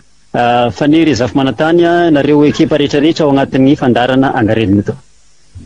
Ny mpanao gazety José Lito avy any Manakarany akasitrahana rahalahy ny namantsika teknisiany efa mijery le karta tsara tarehy momba ny Madagasikara iny ao dia efa manisy le plompolomba zay moa filazana ian'iny zany le misy appel téléphonique iny zany le an'iny dia raha vao misy antso zany dia efa aingana be ny teknisianina antsika ao ambadika ao manana ny fahaiza manao rehetra amin'izany anao an'le haingo tsara fa tsy ny tarebeako foana no jereny eto rehefa misy antso avy any ivelany fa dia ampidiritsika eo zany zay resabola tena olana be izy eo hatramin'ny fakomaly omaly dia misy re vaovao momba ny hoe tena tsy mandeha amin'ny loany fa vorina zahay dia ampanantenany indemnité dia sy ny sisa dia tokony handray indemnité dia nomena formation dia akoatran'ny hoe tsy ampy ny isanay tao dia nisy nanao soniteo amin'ny toeran'ny hafa sy ny sisa dia iny zany no amarin'ny mpanao gazety José Lito avy any Manakara iny amin'ny fisian'izay olana araboly zay dia ao arinan'ny fanisam-bato tsika sy ilay atao hoe mekanisme samihafa ny riska mantsy ry izy mirahalahy zany manoloana ny zava-mitranga hoe amin'ny enora sasany orairay sasany aty arinana nylay fanombohany lay fa tokony hanombohany le fanisam-bato zany no mbola tsy miainga le fanisam-bato amina toerana samihafa zany am'izao fotoana zao manakary zany toerana tonga ny jiro sy rano zany toerana commune andrenivohitra lehibe zany a manahoana ny any amin'ny commune ambanivohitra samihafa any amintsika amin'ny tena zao zany manoloana n'izay zava-mitranga zay lay antony hitondrantsika n'le vaovao samihafa tahaka izany satria araka nambarantsika teo dia tafiditra ao anatin'lay famalina n'lay fanontaniana momba ny hoe manao ahoana ny kalitao an'ity fifidianana ty dia manao constat zany tsika io manao constat tsika io raha ny teniny teo niveau collectif de candidat nandritrany ray volana mahery hoe tsy mety io fifidianana io tsy mandeha amin'ny lohan'ny fikarakarana ny fifidianana io tsy mandeha araka ny tokony hoe izy na ny vola hikarakara ny fifidianana io ny lafiny teknika ny fampiasana ny mpiasa-panjakana ny fitaovam-panjakana ny resaka fiomanana amin'ny akapobeny ny manipulation samihafa atao ny pression isan-karazany atao dia ndresantsika tao anaty fandarana angaredona ny hoe ny fiatraika an'ireny fizarana carte reny ny fiatraika an'ireny hoe fizarana carte azahoam-bola rehefa lany le candidat numéro 3 aorina fifidianana ny fiatraika an'ireny hoe fampanantenana fizaran-javatra reny hoe raisina aloha ny anaranareo dia atao photocopie ny karapanondro dia mifankahititsika rehefa vita ny fifidianana ka lany zany hoe fampolisiana kolaka ny olona ifidy zany dia jerentsika zany satria manao constat tsika manomboka zao zany a mikasika amin'ity raharaha ty hoe ahoana zany a niendrika isehoan'le fifidianana ny namana mpanao gazety rehetra avy amin'ny fréquence plus ny fréquence tv ny top radio ny radio matin ny abc tv abc radio ny cool fm sy ny cool radio ny mbs fahita lavitra sy ny mbs onjapeo ihany koa zany a mbs fm mbs radio dia afaka miditra mivantana amin'ny tantara ny zava-mitranga ny amin'ny toerana misy azy ireo tsirairay avy any efa mitsanga miditra eo siratolo-janasy fa ny raha-zava-manantany miezaka mampiditra ny mpanao gazety fa zao ny masoivovahiny eto amintsika dia manaraka akaiky ny fivoaran'ny raharaha-pirenena zany indroa namoaka fanambarana ny masoivo amerikanina tamin'n'ity androany ity indroa zany namoaka fanambarana ny masoivo amerikanina dia tia ny fanambarana navoakany a tamin'ny il y a 6 heures zany hoe raha amin'ny enina sasany zany zao a le anankiray namana technicianna le kelikely tia le fanambarana faharoa navoakany tia le fanambarana voalohany navoakany dia mba ataotsika le bebe kely zany ty fanambarana ty ay efa misy appel téléphonique mpanao gazety namatsika io ok ary zao ary misy mpanao gazety ny fahita lavitra mbs zany mahenao tsika n'izao fotoana zao dia amina toerana anankiray indray a dia zahantsika ampidirina aloha izy mitatitra ny vaovao dia ho resantsika lay fanambarana samihafa avy amin'ny mpiara-mombarantoka aresa-pirenena rehefa avy eo misaotra na maim-pitenenana ny bureau de vote nateanay amin'ny fotoana zao dia efa vita koa ny fanisam-bato a ety amin'ny lycée moderne Ampeflo misy bureau de vote efatra zany a ny ety amin'ny lycée moderne Ampeflo izay nahitana mpisoratra anarana 520 sy 2025 raha anisan'ny olona tonga ny fidy zany a tao amin'ireo bureau de vote efatra tato amin'ny lycée Ampeflo aketo aloha zany a dia mahatratra 520 sy 700 raha jerena amin'ny tomba masotokana zany a ny voka-pifidianana dia mitarika ny larana fahatelo a manarakaraka azy ao a ny larana fahadimy a dia mamarana azy a ny larana fahatelo amby folo zay zany no voka-pifidianana vonjimaika ety amin'ny lycée moderne Ampeflo zay zao andeha ikisaka kely any amin'ny bureau pivote manaraka dia miantso anareo ihany rehefa misy ny tokony hoapitainy efa io le carte tsara tare zany fa efa mivoatra foana moa ny lafiny teknika fa sady ny mpanidinana ihany no manao zay mety ny namana technicianna any anjevagary ry avaradrano ery dia mpifidy raiky amin'ny 570 sy arivo dia 570 no ny fidy larana fahatelo tao anatin'izay rehetra izay raha ny fampitambavaon'ny namana dia mampimemo ny namana fa zay ihany nampitainy deny bon hitatsika eo ilahy fanambarana ny masoivo amerikanina ozytsika teo hoe indroa zany a ny misy namana mpanao gazety ihany koa manoratra ato hoe tokony efa afaka miditra mivantana isorana andia avy amin'ny mbs teo a ny cool tv sy ny abc andrasana ihany koa dia ampitaitsika eo zany fa ity fanambarana ity no jerentsika manaraka indrona moka fanambarana ny masovo amerikana tsy de mpanao an'izany loatra ny masovo amerikana rehefa amina fotoana tahaka an'izao rehefa vita ny zavadrehetra dia misy fanambarana zany a na faneokevitra ataony tia ny fanambarana voalohany navoaka ny tamin'ny 20 tano any zany hoe adiny enina lasa teo eo zany zay izy tia androany 20 novembre zany hoe États-Unis dia manohana ny zon'olom-pirenena malagasy aneo malalaka ny safidiny ara demokratika ao anatin'ny fitoniana ary miantso ny fifehezantenan'ireo mpandray anjara rehetra ka ametraka ny tombotsoan'ny vahoaka malagasy lolarana nao izay tombotsoa ara-politika ny tsirairay avy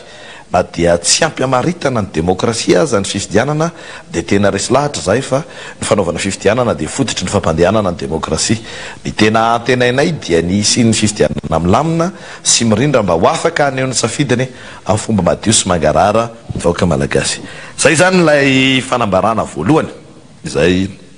nataony masovo amerikana zany dia hitantsika amin'izao ma ilay endriny zay mametraka ny amin'ny ao anatin'ny fotoana andehanana mifiditsika zao a dia mba maniry zany ny amerikana ny amin'ny hoe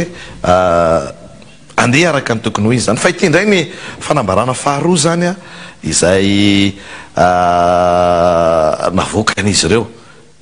navoaka ny masovo amerikana zany mba atao lehibebe kely na mana teknisiana satria tsy hitany any atokantrano a makasitraka izy ity indray a dia navoakany a teo amin'ny 20 minitra 20 minitra lasa teo zay izy ity zany hoe androany ariva zany rehefa avy nanaraka ny fivoarany vaovao samihafa anio folakandro zany Siry Atolo-Janahary fa nirazava manantany ny masovo amerikana dia namoaka indray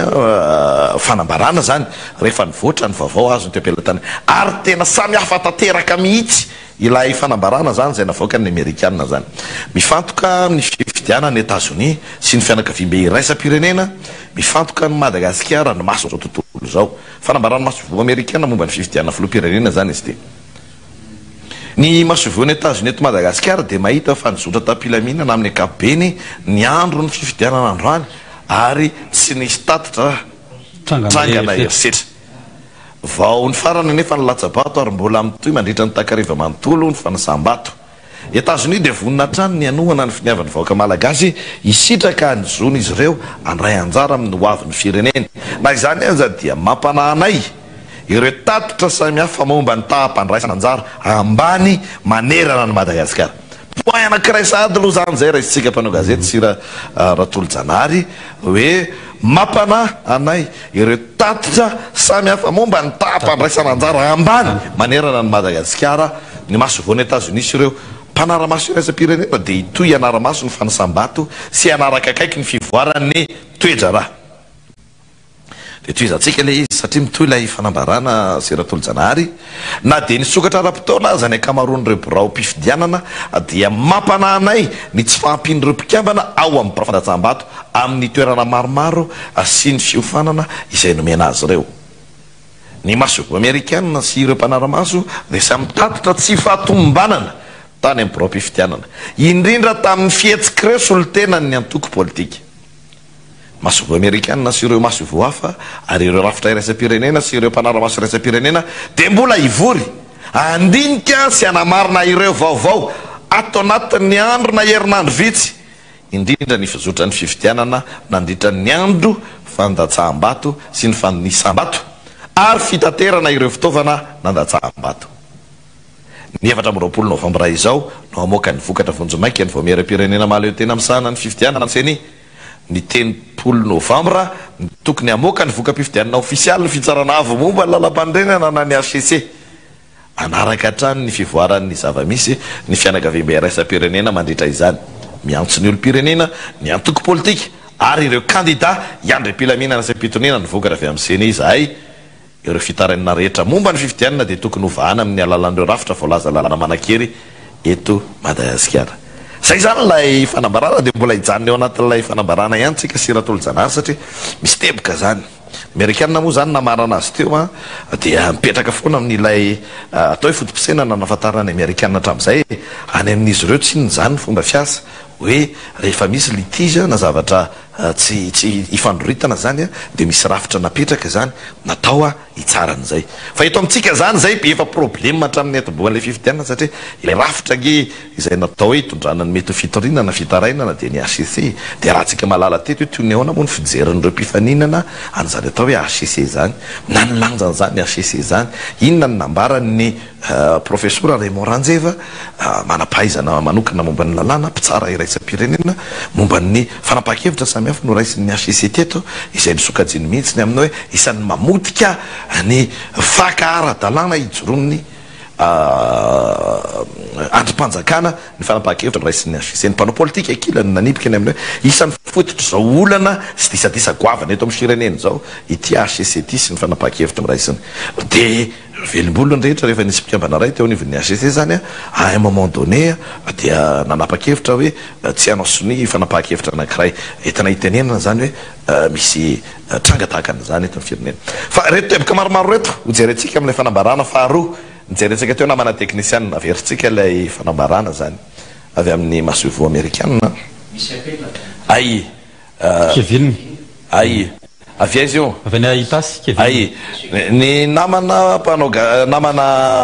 papita vaovao zany ampiara-miasa aminay satria isan'ny atao hoe olo-pirenena mavitrika amin'ny resaka fanarahana ny vaovao politika Kevin efa nyvahiny tato anaty fandarana angaredona ny namana Kevin avy any Itasy any zany apita amitsika ny ampahany vaovao zany a Itasy zay nanodidina ny 100 isanjato teo ny tapahavitrina zany a raha nitatitry ny eto ny safidy tamin'ny andro te Kevin raha mahainao anay ianao raha lahy dia ampitaovy hatrany ny vaovao any amitsika ny Itasy any faly miaraba enkatra ary miaraba ny mpanaraka fitapaka ny ao amin'ny angaredonao aty amin'ny faritry Itasy aty moa ny tena mampanjara dia anisany atao hoe mijery ary manjakakaiky ny voka-pifidianana sy ny temps de participation ny fifidianana filoham-pirenena na ny fizotoandreo mpifidy amin'ity taona 2024 ity tapasy hita zao fa de tena marefy de marefy ary ambany de ambany ny temps de participation aty amin'ny faritry Itasy satria manodidididiny eo amin'ny 20 isanjato ao zay aloha zany zao farany ambony am'izao ora itenenana zao ary dia bureau de vote efa maromaro no hita sy voangona aty amin'ny faritry Itasy Miarinarivo ao Soavinandrina Apary Manazary Ifanja efa maromaro namana inkadra no efa tia ampelatandany aty ary tena ambany maivana de maivana ary tena anisany atao hoe tsy mazoto amin'le fifidianana ny olona ty amin'ny faritry Itasy nefa nyzany faritry Itasy zany de anisany mahavitrika indrindra ao anatin'ny fifidianana président de république zany ny faritry Itasy anisany tena tafakatrana amin'ny 70% ny taux de participation fa de nagaga sy natanandana tamin'ity fotoana ity fa dia manodidididiny eo amin'ny 20 isanjato ny temps de participation ny taux de participation ny faritry Itasy amin'izany élection ana présidentielle zany ary de tena variana tena gaga ny vahoaka aty amin'ny faritry Itasy amin'izao tsora itenanatsika izao faharoa manaraka zany dia anisany atao hoe mitarika aloha zany ny laharana fahatelo de misy candidat zay tsy nanao propagande laharana fahadimy maniaraka anazy fanakaikely eo koa nefa mivato amin'izao raha mivato voangonay aty amin'ny faritry Itasy aty fanakaikely eo zany mivaton'ireo de tena mahavariana mihitsy ary ny olona de tena maro nefa ny olona ny tonga manatrika ny fansana vato ary tsy mety fa de manisa tsara daholo ny olona aloha amin'izao ora itenenantsika izao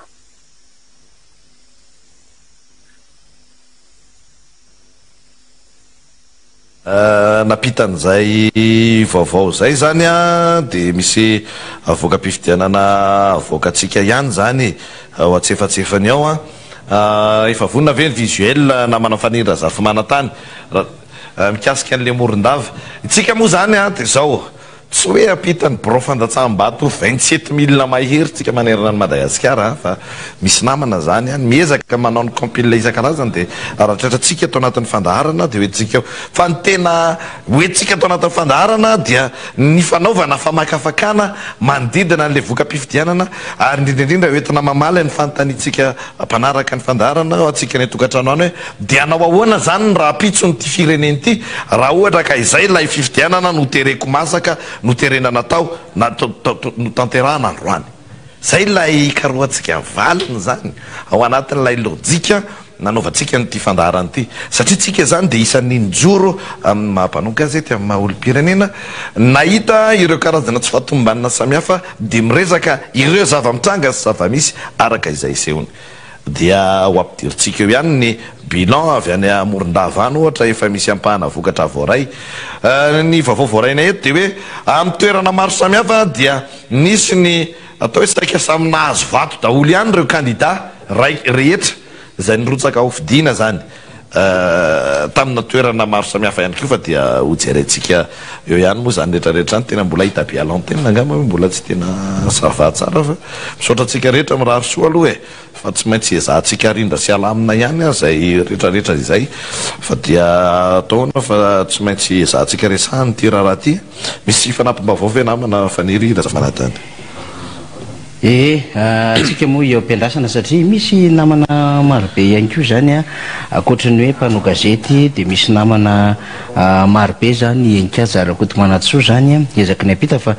ny ndraisina atao anatin'ny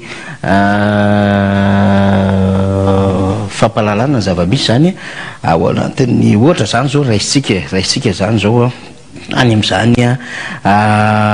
fokotany tsy mahavoabe zany any Morondava zay bureau de vote larana faharoa zao dia tsy hita tsika tsara le tena fahazotony voaka satria raha 420 no mpifidy voasoratra anarina dia 520 eo tsy tonga atsasany mihitsy aza lay tonga nandajabato fa ao anatin'ireo zany dia eo ihany le laharana fahatelo fa laharana fahatelo ambin'ny folo indray zany no manaraka azy aminatin'izay fahazoantsika ny vaovao zay misy toerana zany de ahitana taratra an'izay ny anaovantsika ny tena fanadiadiny eto manko zany zao de le tsy fahavitrihan'ny olona tonga mandeha manontajabato tsy le endriky le fifidianana ho avy mihitsy sy le olona zay everina fa tena ny sisika ny fifidianana nefa dia sahirana eo anatrehan'ilay hoe tsy mazoto andajabato ny olo-pirenena zany fa eo iny enikazarakoto manatso fa de netsika lalina ihany koa le résultat na de misy tsy nanao fampelezakevitra aza dia tsapa sy hitany hoe tena nahazo vato ary misy ihany koa nanao fampelezakevitra fa dia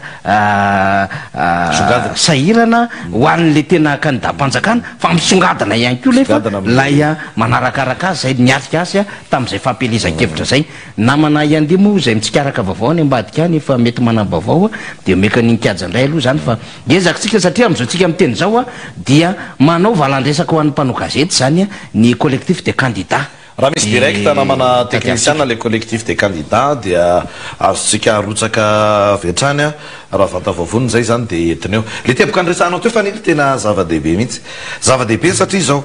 ny candidat i Andriamatoa Rajoelina ny napiasa zany ny hery rehetra teo am-pelantanany misitsy tena raha ny tokony ho izy zany de hoe tena tokony tena namirapiratra tany amin'ny tena ny pomba azy aloha zany satria hoe vahoaka be ny momba azy raha lay communication ny voizy ny candidat Andry Rajoelina zany tam'izany de tena mandeha collision mandeha any amin'ny faritra de vahoaka be de tsika de tsy nieritreritra mihitsy hoe zato ny vato azo 50 enina amby 20 ny vato azo amina mpifidy manodidina ny 100 amina birao mpifidianana anankiray de tsy eritreretra mihitsy eo logika zany rehefa raha mpitenenina zany ny sarotra amin'ny fampelezakevitra nataon'Andriamatoa Andry Rajoelina izay hipoka vahoaka tam'le fampelezakevitra ka dao tsy resahana ny artiste fa olona ty azy daholo reny de ny tonga ny fidy azy ao anatina birao fandatsaham-bato ahitana mpifidy 700 nefa de 100 50 20 20 raha be indrindra de ankilan'izay ireo pirenena tonga mividy ny vato azo ny candidat sazany ray hoe candidat Ravalomanana ohatra amin'ny toerana akaiky keliny eo mitarika mihitsy azy amin'ny birao fandatsaham-bato sazy candidat Siteny Randrena Soloneko amin'ny toerana hafa akaiky keliny eo ary any amin'iny faritra atsimo nosy iny de maharay vaovao tsika iny amin'ny hoe mitarika any amin'ny faritra varitra nosy ihany keo de misy point ohatrany hoe mitarika ny candidat Siteny Randrena Soloneko miezaka moa tsika manangana vaovao anatin'izay de misy an'izany zany hoe zavatra misy scénario tsy de napoizina loatra nitranga tahaka izany raha ilay atao hoe fa amaron'ny olona raha mpitenenana zany le sary hita amin'ilay fampelezakevitra dia tsy zany mihitsy ny eritreretany hoe na dia mipomba ny matoany rajoelona fotsiny aza ny fidy dia efa tokony ho tafakatra tena avo dia avo ny isan'ny vato tokony ho azony amin'le fifidianana izay izy rery ny tena nanao fampelezan-kevitra ray volana sy herinandro nomena tombon-dahany manokany satria tsarontsika tsara le fandehan'ilay fampelezan-kevitra ne efa nanomboka herinandro ny fampelezan-kevitra vao namoaka didiny ACC hoe dia tovanana herinandro indray zany hoe tena efa nioatra efa tena 7 andro zany no nanaovana Andriamatoa Andry Rajoelina fampelezan-kevitra dia hitantsika amin'izao ny tapa-avitrian'ny olona hitantsika amin'izao ny ataontsika hoe problema samihafa zany a mivoaka ao anatin'ilay resaka fifidianana zany ahitantsika taratra zany ny hoe na inona zany resahana araka nambarany fanira zafy manatany teo ny tena gagnant aloha zany hatreto amin'ity fifidianana ity rehefa jerena hoe izy ny tena nandresy dia ilay antsoantso nataony teo anivon'ny collectif des candidats amin'ny hoe fifidianana tsy ary mandeha araka ny tokony ho izy io zay teto moa nanao fananina mihitsy tsy mba isan'ny teny hoe aza mandeha mifidy satria zahay mpanao gazety mamakafaka ny zava-misy fa ny teo anivon'ny collectif des candidats dia tena ny teny mihitsy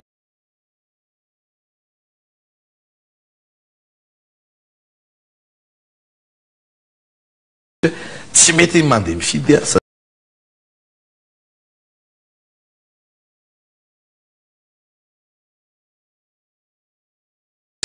fifidianana maloto io dia rehefa mivaly am'izay zany le voaka mpifidianana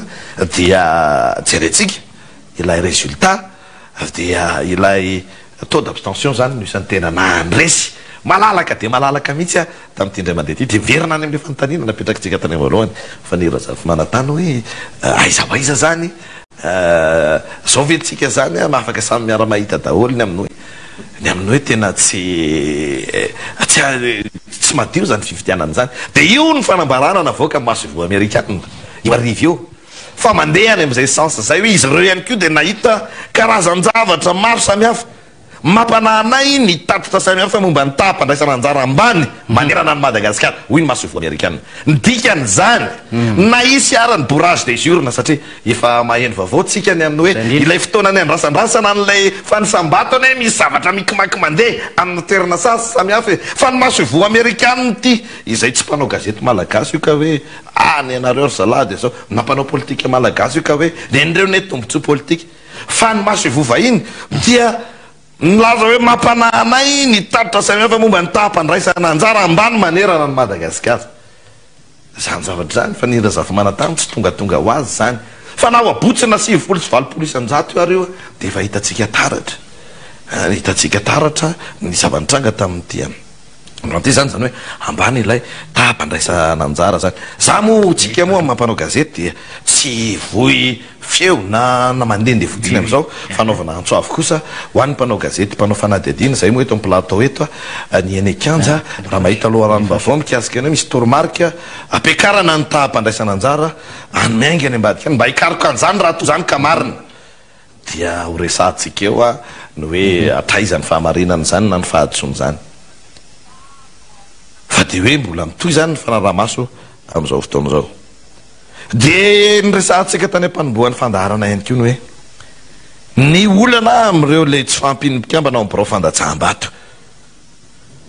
dia nyresantsika ihany ko ny tsy fahatomombanana any amin'ny birao mpifidianana nyresantsika ny fietsika ireo mpikambana amin'ny antoko politika samihafa ny tena marina zany dia ny eo anivon'ny mapara ny eo anivon'ny iopara ny eo anivon'ny TGV zany efa mivantana ve ty fanambarana ty na mana teknisianina mbola tsy mivantana eny ary efa voaraitsika ao zany eny ary dia ino moa zany isany vaovao hoe ino nanambarany collectif des candidats dia hotoizantsika ihany famakafakana rehefa avy eo a manodidina na zava-misy efa misy manontany hoe zoky ary fidiramana ndray be efa andalana izy raha ny vaovao zay voarainay a ho avy eo zany izy rehefa avy eo na mana teknisianina efa vonona ve le fanambarana nataony collectif des candidats avy hatrany dia hoarahantsika ny antsipiriany zany. Ce soir, donc, nous, collectif des candidats, réitérons aujourd'hui que les élections n'ont pas respecté les normes démocratiques requises et ça a été prouvé par des résultats provisoires du taux de participation donnés par les observateurs qui sont au plus bas depuis l'histoire électorale de Madagascar. Cela prouve que le peuple malgache a montré sa maturité politique en restant chez eux et en écoutant l'appel du collectif et de toutes les forces vives de la nation à ne pas cautionner une élection volée d'avance et mal préparée et non inclusive. Il est prouvé aujourd'hui que la population malgache ne fait plus confiance à toutes ces institutions en charge de ces élections, à savoir la HCC, la CENI et le gouvernement. C'est un désaveu total à l'encontre de ces institutions. Et nous réitérons que ces pratiques qu'on a mises à jour et qu'on a réalisées, les pratiques d'aujourd'hui, montrent que les tenants du pouvoir actuel n'ont aucun intérêt à préserver les générations futures et l'avenir de Madagascar. Nous réitérons en même temps que les élections propres, inclusives et surtout acceptées par tous sont les seules solutions pour une alternance démocratique à Madagascar qui pourrait nous amener vers le développement économique.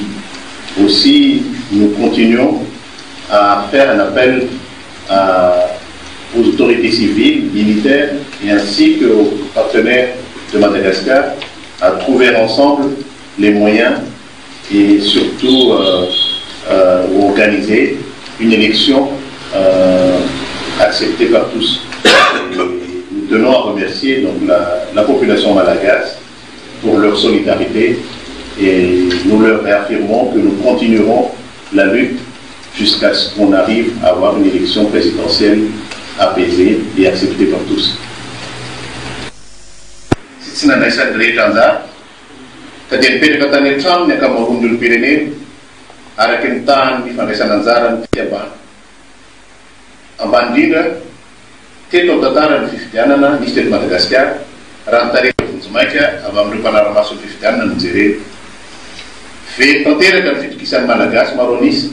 Ny fitondrana ankehitriny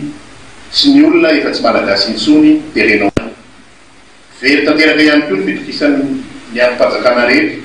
izay tafiditra amin'ny fikarakarana ny fifidianana voalohany amin'izany fisarana avobanana fanorena sy ny CENI ary ny gouvernement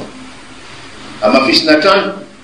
fa tsy mitondro afa-tsy fahasahiranana sy takaitra ho an'ny firenena sy mitaranaka ny barofo sy ny amboletra tsy misy afa-tsy ny fifidianana madio no mitondra fifandimbiasam-pahefana sy fahamarinana toerana izay antoky ny firoborobono ny toe-karem-pirenena ka hitondra fiainana tsaratsara kokoa ho an'ny malagasy ary hoentsika amelana firenena vanona ho an'ny taranaka ary mbola mitaky ny iosona amin'izany ny volon'ny candidat farany miantso ny olo-pirenena rehetra sivily sy miaraminy ny velona rehetra ijoro andray andraikitra izay tandify azy sy ny mpiara-miombonampoka Madagasikara anampy feno amin'izay fikatsahana fifidianana madio izany manefisaona ny voaka malagasy rehetra ampanehoana firaisakiny manamafy izahay fa tsy maintsy hitoy ny tolona ary tsy hijanontsika raha tsy tratra ny tanjona Antananarivo fa 12 novembre 2012. Eny ary mbola ho alefatsika ny fanambarana iny namana Clarisse Razermanana tony andahatsoratra ao ambadika ao izay mandamina sy mandindra zany ny lafiny teknika sy ny fotoatin'ny vaovao samihafa rehefa avy eo zany hoe tsy alantsika lavitra zany iny raha misy version tsaratsara kokoa dia ataontsika an'izay rafitinina zany dia tsotra misaotra ny malagasy ny anivon'ny collectif des candidats fanaombiny tolona ambany dia ambany ny tahapahavitriana nentin'ny malagasy nanehoany zany ny amin'ny hoe ny ainy kokoa an'ireo teo anivon'ny collectif des candidats ny vahoaka malagasy noho ny hoe fanaovana amboletra amin'ny fanaovana fifidianana tsy madio raha nambaran'izy ireo dia sokajian'izy ireo toy ny tsy misy ny fifidianana natao androany ary dia notsika teo ny amin'ny hoe tsy maintsy hito ny tolona ny candidat Lalena Ratsirahonana ny candidat Adjo Andrenanarivelo ny candidat Ira Jonarmapianina Jean-Jacques Ratsidson Roland Ratsiraka zany nisy olo tena ny candidat Robert Landry ny Irina Rakotoarjona no nisy olo tena ny rehetra zany nanao an'izay fanambarana izay io ariva io tsika ilazany zany fa zay ilay afatra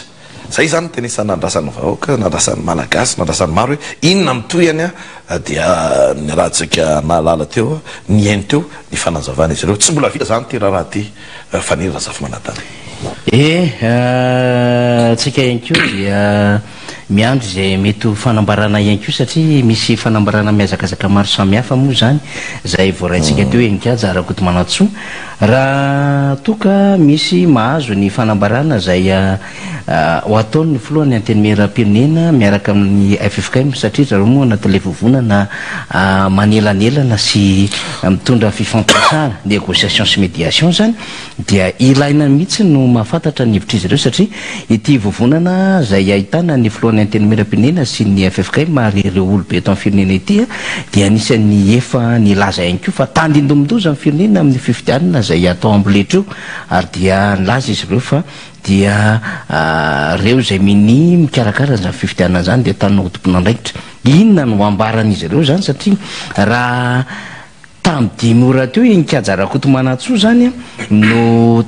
dia ataontsika hoe mifarana amin'ny fomba ofisialy ny fifidianana na inona resahana zany tamin'ity androany ity raha amin'ny fitoro zao tsika mareny amin'ny hoe hanao mety hanao fanambarana izy ireo zany dia tsy miandry rapitso jerentsika teo ny réaction aingana be ho an'ny collectif de candidat tamin'ny enora sasany izy ireo nanao fanambarana zany hoe adiny ray ora sasany taorianany fikatona nylay fifidianana zay no tanterahana tamin'ty dia tonga dia nanao valandresaka amin'ny mpanao gazety nisaotra amin'ny vahoaka malagasy ary anisany mampiseho an'izay firaisan-kina zay satria dia hoe tena nandray ny toromarika le vahoaka malagasy tamin'ny alalany tsy fanatanterahana zay fifidianana zay ary dia io ambany dia ambany io ny taux de participation tena mifakafaka itsika manko zany hoe endriky ny absentéisme le hoe tena tsy fahatongavana amin'ny fidy eo amin'ny tontolon'ny fifidianana era-tany tena goavam-be mihitsy zany enikajarakoto manatsoa dia misy manko manontany inona miporte an'izany ahoana ny endriky zany sisisa dia mba ezaka na 10% zany zay indrindra dia ho resantsika mihitsy tena hitondra an'izay tsika mba hahafahany rehetra zany mandray aloha zany amin'ny fomba fijery zay tokony mba ho takatry ny olo-pirenena eo anatrehan'izany fa ny collectif de candidat ihany koa dia nametraka tsara ny amin'ny hoe tena miantso ny olo-pirenena rehetra civile sy miaramila handray andraikitra ary mametraka ihany koa ny amin'ny hoe mitoy ny tolona ary tsy mijanona ny tolona raha tsy azo ny fandresena ary izy ireo dia mbola candidat dia koa zava-dehibe mandra pisine zay tena hoe tena fifidianana tena hoe kenrehetra fa iny zany ko tiana tsy misy iny fifidianana teo iny zany ka zay endriny rehetrarehetra zay fanazava-kevitra rehetrarehetra izay zany aminatin'izao hoe tena hafanana aingana dia aingana zao zany fa nio kevitra zao enikajarakoto manatsoa sy ratolo-janary dia hamaritra indray zany tetika spaika vaovao any collectif de candidat eo anatrea niny hoe miterena le fifidianana iny le résultat na le mpitondra fanjakana ary dia mahatsiaro menatra sy hafabaraka ihany satria misy moa zany namana miresaka amintsika dia hoe zany namana miresaka efa iny izy iny dia ozany namana zany teny hoe fa ahoana ary le olona be le lazaina fa mpiaradia miarajoelona tamin'ny carnaval teny atamin'ny mena voalohany taiza daholo reny olona reny teny atsonjombe farany teo zay tena anisany tena hoe nafanafo mihitsy no an'ny serasera mpanohana ngay any rajoelany amin'ny hoe aty aminay mivahoaka fa tsy any aminareo fa rehefa tena diniana lizy dia ozy ny mpanara-bavao zany ny amin'ny hoe na reny olo reny ara zany dia tsy anisany tena hoe very le robe sy ny sisa zany le volabe sy ny karazany zay naparitaka tamin'ireny fotoanandro ireny fa fomba fijery ihany koa zany ho an'ny fahazoantsika vokatra tsika mbola tsy niteny vokatra firy misy teo na dia mahazo betsaka ary tsika eto tsika dia mahazo maro be mihitsy ntsika zany dia ho an'ny taux de participation sy ny sisa zany ny tena iasantsika mafy dia tena hoe savolaina raha ohatra ka mahita taux de participation manodidina ny 3 isan-jato lay fifidianana tamin'ity dia na leseni aza zany dia anisan'ny kibo mitsara tena ihany koa zany manoloana n'izao fifidianana zao satria ny senisy ny ACC moa zany tena nizingizina tamin'le izy fa anisan'ny kibo mitsara tena eo anatrehan'izay lafin-javatra rehetrarehetra zay satria tsy azo atao tsinitsininy ny taux de participation sy ny taux d'abstention amina fifidianana tahaka izao ka raha ohatra ka miteny zany lay tsy fahatongavana mifidy dia goavambe zany ka na ijoro ary raha tena tereny ijoro ary le fanjakana ho avy eo rehefa aveo fa io moa ny amerikanina efa miteny efa manome signe de piste io ny amerikanina efa manome adevitra tena tokony diniana io rehefa ohatran'izao manko ny zavatra mitranga zany dia zao le instabilité an'le fanjakana ho avy eo ka na forceny ary tsy afaka manao an'ilay le tezana tsony izy fa ohatran'izao zany le endriky le cohabitation ohatran'izao zany le endriky le hoe tsy maintsy misy ouverture tsika moa mbola tsy tonga am'izany mbola lavitra be zany lavitra be zany zany fomba fijery zany fa le tena fifidianana kotiana tsy misy aloha ny adevitra eto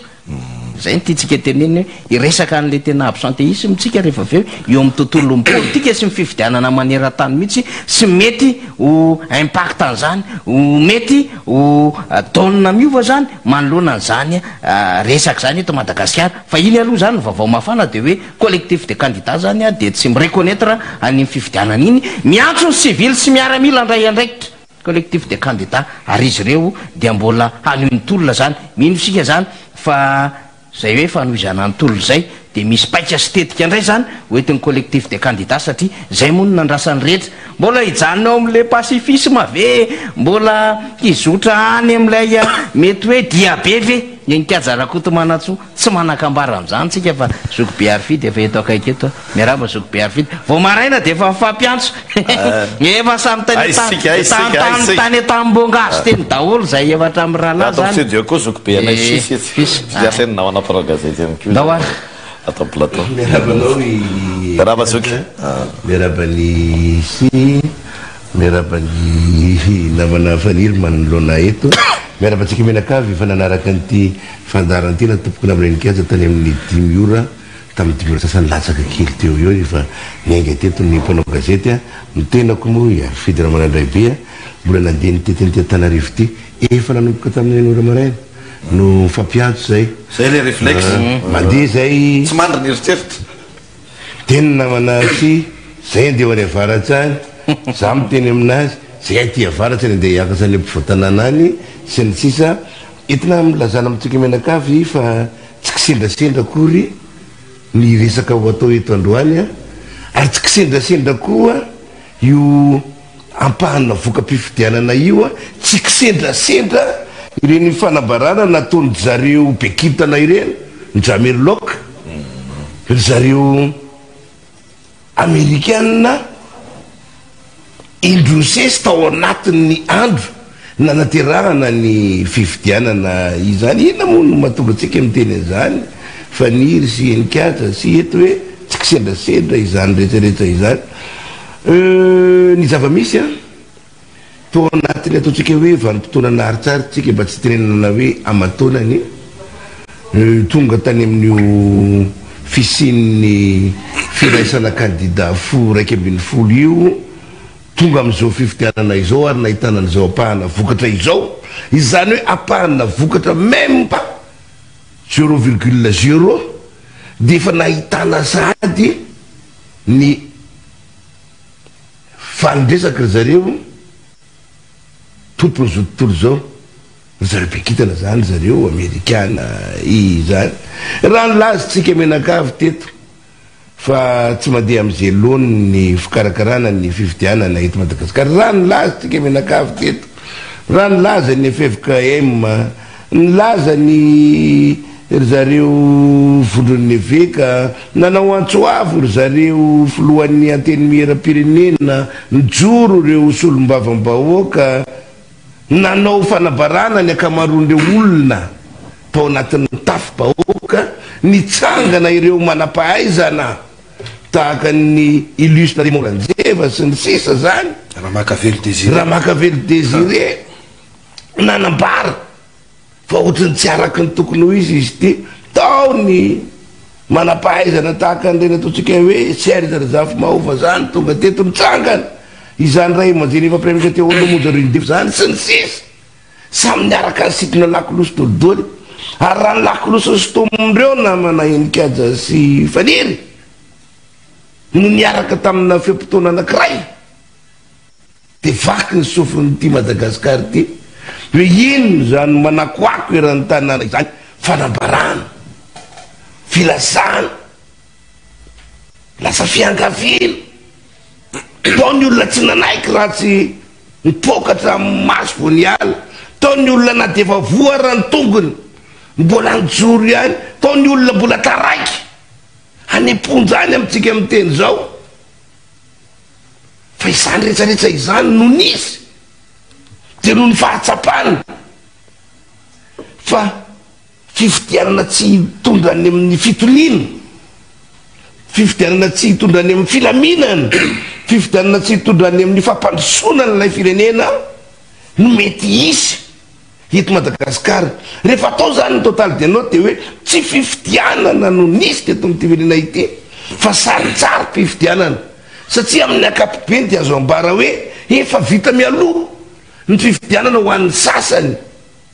enikaza fa nirisy tao anatin'ilay firenena maninona moa tsika no ny teny zany tsika satria nisy ny fokotany fantomba zay ifandresantsika teny miteny zany tsika satria nisy ny olona anankiray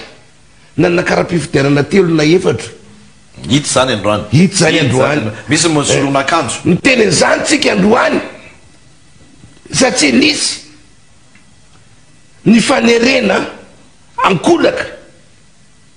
ny olona tsy maintsy de ifidy amin'ny orasantsika zay rehefa aveo satria tena misy fahalemen'ny olona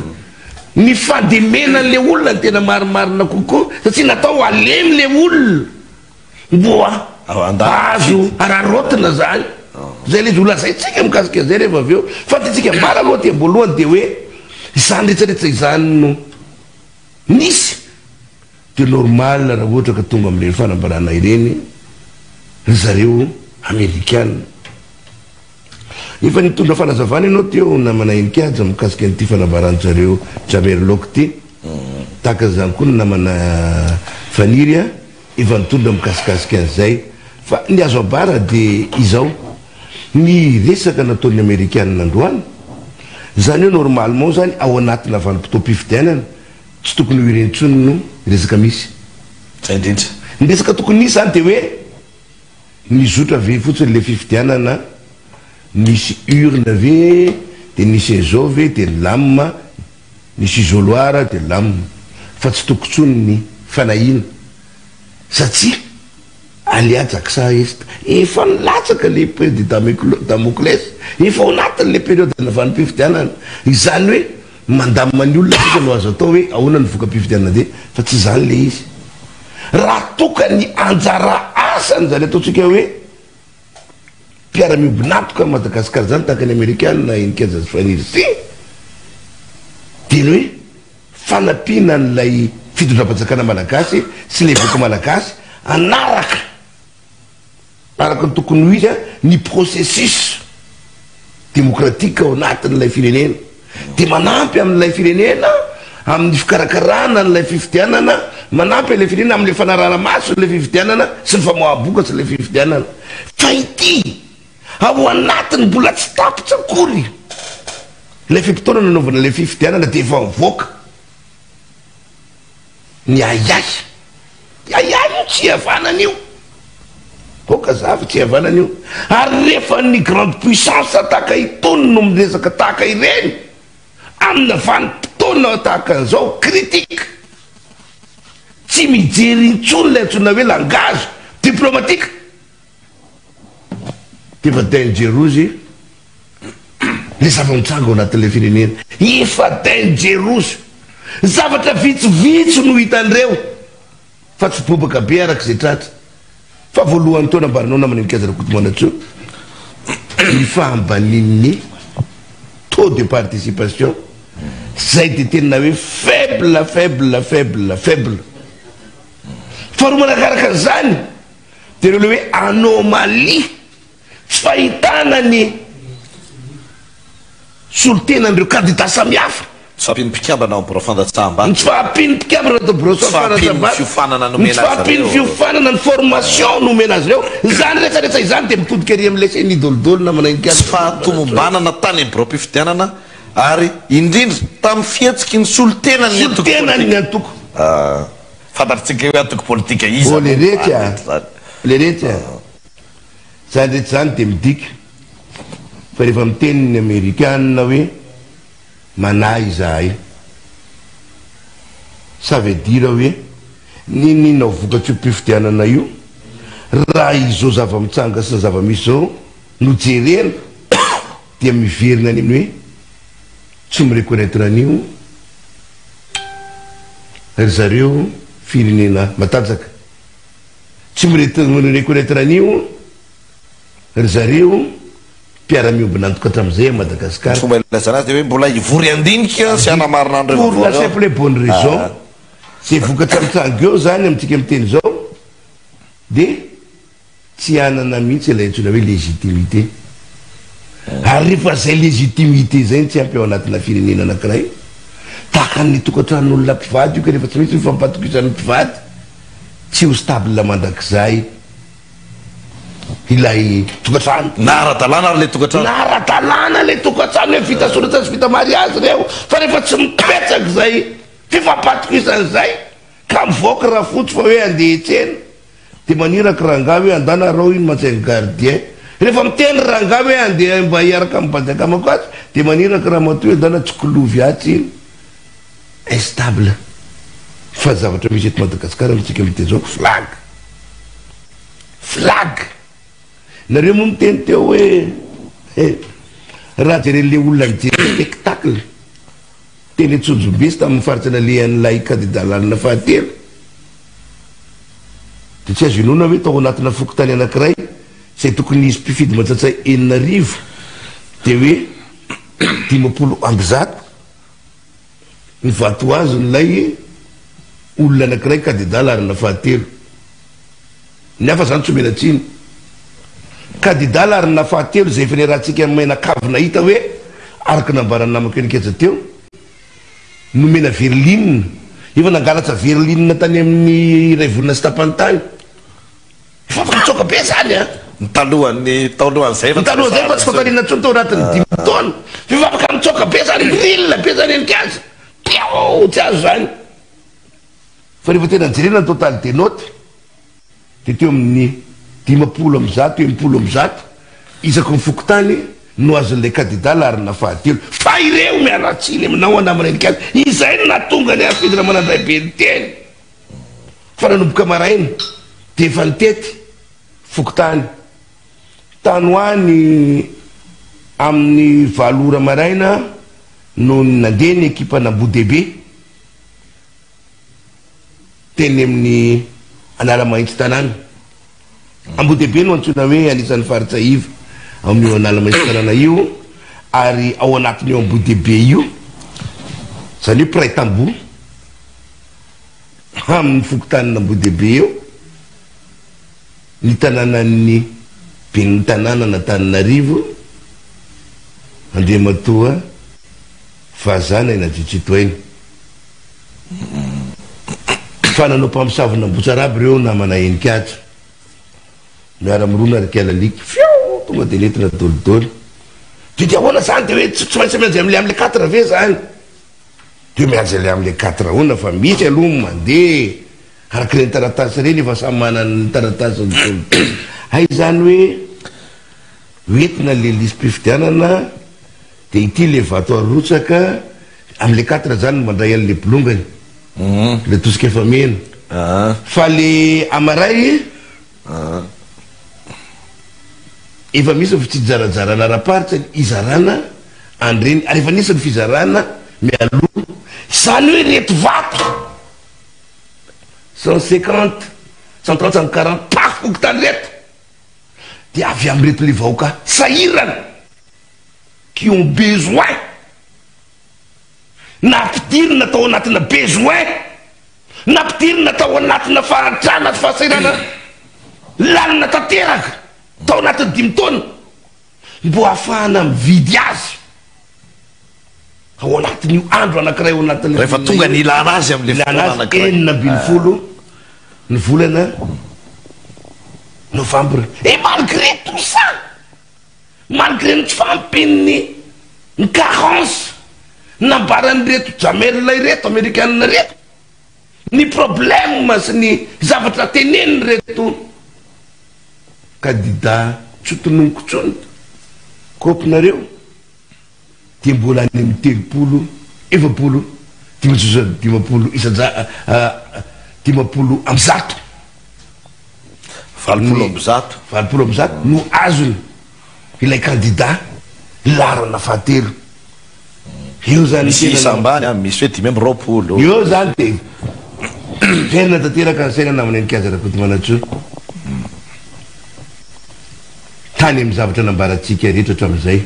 hoe na inona zavatra mitsango anatin'ilay firenena na inona zavatra petsako anatin'ilay firenena na inona mikimaky ataonao anatin'ilay firenena quand t'es fini c'est fini quand c'est fini vita tompoko ny dikany zany tsisy kozibobaka zany tsisy ka faralava zany fa izay le izy de izao amindrovan'ny fotoana izao manomboka ny fizarana farisambata ao anatin'ilay firenena de ireny no ambarany zareo be kitana ny amerikanina zany amindrovan'ny fotoana farisambata zao de ireny sahady ny ambaran'ny kandida folo ao anatin'ilay firenena midiky zany rehetra zany namana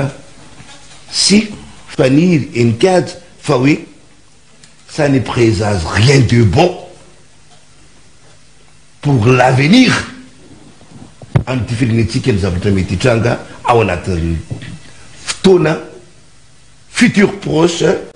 sy ny manakaiky tsika didazy pour la simple bonne raison tsy niaino ny vahoaka malagasy tsy niaino ny mpanao politika malagasy tsy niaino ny mpamakafaka malagasy tsy niaino ny mpivavaka malagasy ray aman-dreny ara-pinoana tsy niaino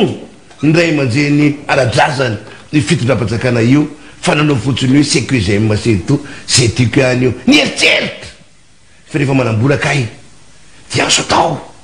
ny vidiny rehetrarehetra nieritseritra fa rehefa manambola kay dia azo atao fa izao lay artiste farany zokony nalaina lay fisaranymbola farany zay zokony nalaina tsy mitondranakaiza le izy ary ny problème saratsy ny vavaladiny lela hitsanga lay oapolandrazana manao hoe voro ohatry ny tainobona tsitsy davabato indro mahita amin'ny maizina volalany ny vokatry anatenaina tsy nisy asany tena rehefa aveo fahatezeram-bahoaka mbola miandro ny tena nikazarako ty malatsosifany ter mbola eo ihany mpanao gazety ary fidramanandray be fa zay mihitsy moa zany ny andrasanareo pirenena amina vanim-potoana tahaka an'izao de tsotra inona ny lecture zay tokony ananana zany na hoe amin'ny fomba ahoana ny amakina nyty vaovao ty andraisan'ny saina n'le vaovao zany zany hoe ny olo-pirenena tsirairay zany a mandray n'le zava-misy de hoe ohatrany ahoana ny tokony andraisana ihany ty ary anao ahoana ny raha-pitso raha afakapitso de zay zany ny zahana hitondrana famakafakana zany ito eny ny resaka ny fanambarany masovio amerikana tsika teo maromaro fanambarana namana teknisianna ny fanambarany ny filohany anteny merandolona namana fanera zava-manatany anteny mera pirenena panina zany miaraka amin'ny fafakay marano manomanaka koa retsika moa zany teo efa hoe mety isy zay fanambarany zay de hitatsika eo zany raha misy an'izay mizao arivo zao de ho ampitainy eo a fa atao anatin'ilay fanambarany nataona izy ireo faharoa zany hoe tany amin'ny orairay lasa tany teo eo zany zay masovio amerikana de nitodika manokana tamin'ny CNI sy ny HCC de misy daty nytonondro zareo mihitsy eo hoe ny 4 novembre no amoaka ny vokatra vonjo maika zany ny CNI de miandro zay tika de hoe ny 3 novembre no tokony amoaka ny voka-pifidianana ofisialy ny fitsarana avy momba lalam-pandrenana anaraka trano ny fivoarany zava-misy ny fianakaviam-be resa-pirenena zay dikana manainika mankadiry zany a daty samihafa ao fa mila takarina le izy ary fidy ametsika reny lanakatra voilà zay dita mantsy na manainika kotomanao satria misy zavatra koa mifanidradalana am'izay de nambarany reto amerikanina reto de mifanavarany de tsotra fotsiny any hoe hitanay io a io tafarany zay ambany debany io ary zay manaraka akaiky so mety izy finiavana hitanay reo fatombanina samihafa voilà so misy finiavana nabotsina an'io io sifra io na nisy carbonetany io a dangerose a attention misy zay mantsy ao anatin'izy io aza dinona manenikaza namana faniry a fa misy le tsony hoe langage diplomatique fa reto amy te any te fa misy mélange fa misy menace mandeha apeny voile mihitsy ataony reto américaine reto mila jereva tsika zay il faut savoir lire à travers les lignes américaines fa misy zay ao anatiny io zay indrindra ary le daty mikasika an'ity hoe voaka ny fitsarana vombalalam-panorenana ity zany hoe vokatra ofisialy ny 3 novembre zany 3 novembre zany daty nalaza tato ato satria nampianatsona de nisamborana ny candidat parainy auguste mihitsy fa misy loharano-baovao samihafa moa aty arina malagasy monina any ivelany anivony diaspora hatrany Londres nilaza ry zareo fa nanatrika ny fitsarana ny Ramatoa Roméo Voisy dia nanipika mihitsy ny amin'io tena misy fampetsona loharano mihitsy zany tsisy manamarina n'izany na mandisa n'izany aty fa de any zany de mampitsangamboly any zany zavatra any zany rehefa hitanao ny amin'io aty anatina fanambarana firenendehibe tahaka an'izao no hainonao an'izay fa ilay langage ampiasaindry zareo mihitsy no miavaka tsy tahaka ny mahazatra tena fantatritsika loatra ny tsy nandraiky mamitsony zay le fantatritsika loatra ny tandrevana amin'ny mety to fifamatorana raha tombontsoa samihafa satria raha va miresaka américaine tsika de miresaka français miresaka ny européenne zany de misy engrenage géopolitique samihafa fa ity fanambarana moa am'ty fifidianana ity zany de tena ahitana taratra mihitsy ny amin'ny hoe tena misy zavatra tena hitany zareo ny ariary teto saingy no ilay tsy fitsabahana am'ilay raharaha anatin'le firenena de mbola mametraka ry zareo hoe ny CENI ny HCCS mbola milaza mihitsy aza mory zareo atao anatin'le fanambarana ty hoe tokony hovahana amin'ny alalan'ireo rafitra voaraza lalana manan-kery ny olana samihafa zany zay mety mitranga ao anatin'le hodidin'le fifidianana fa tsika rehetra de mahalala ao anatin'izay ry fanambarana zay hoe tsy hoe nandimo zany ny fomba ilazantsika azy ary fidy ramanan-dehibe fa hoe zay mihitsy le izy hoe misy afatra ny ambadika ary misy dikany lehibe zany de indrindra ity fanambarana masovy amerikana ty zany dia manamarina ny aya samihafa fa nirazafo manantany ary fidy ramanan-dehibe efa napetraka reo collectif de candidat tany am'ray volana sy herinandro ny lohan'le fotoam-pifidianana raha ohatra mantsy zany ny mpanaramaso ka tonga de niteny de tena lamina de tsisy olana io andro any riva de ozy izy tsika hoe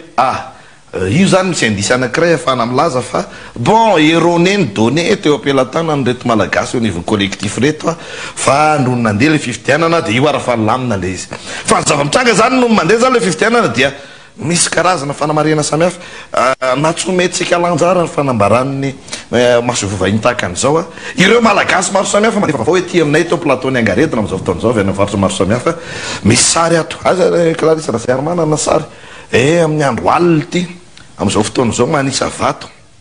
tsy lovina amin'ny laby zy ty moa zany manahirany ay any anaty MP any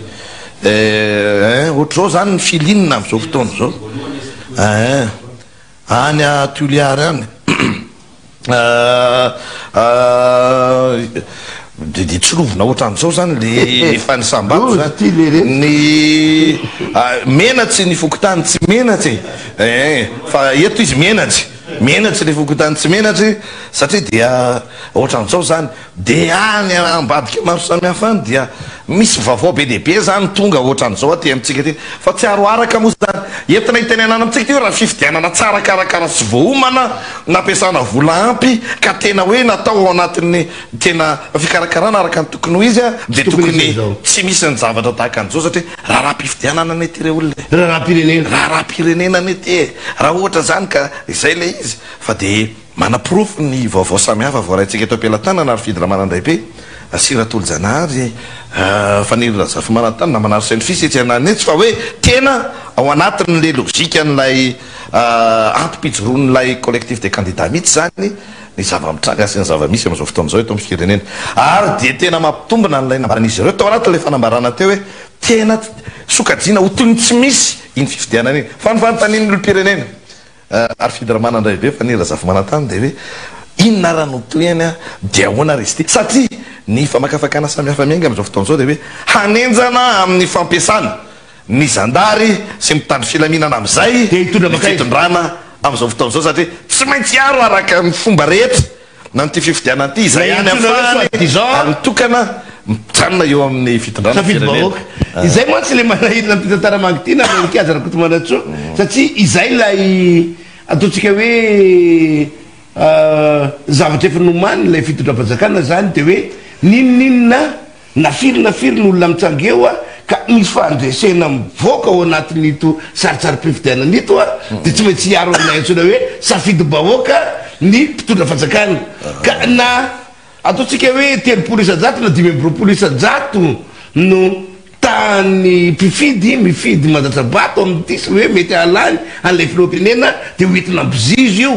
hoentina nditra io a azy mitsangana sy mijoro ampréan'io a de tsy maintsy omenany ray dimarenina satria safidy-bahoaka no arovana fa ny fitondrana an'izay zavatra izay a hitondra n'ilay firenena malagasy ho aiza misy zavatra anankiray tiako mba resahana ihany namana enikajy satria raha ny nanao fanabarana matsy am'izao fotoana zany no hitatsika atao anatin'ny fanabarana de hoe ry zareo bekitana ny amerikana izany itsika amin'ny mampanao gazety na manafaniry na manasidy mahatsapa tsara hoe en politika de tsy de misy loatra ny kisendrasendra na natsoina hoe azaga izany tamin'ny vanim-potoana ny kadidalanana fahatelo nanao ny fandatsa bato zany hoe nanao ny fifidianany teto an-tananarivo reny vohatra de nanantona anazy ny mpanao gazety sy ireo vojona iresampirena ary nifampiresaka taminy ny teny izy ny tamin'ny teny frantsay gasy de avy eo ny teny izy tamin'ny teny fiteny zareo bekitana amerikanina ary rehefa nisy olona ny nantany azy tamin'ny teny frantsay de mbola tamin'ny teny anglisiany amerikanina no namaliny anreto olona nantany reto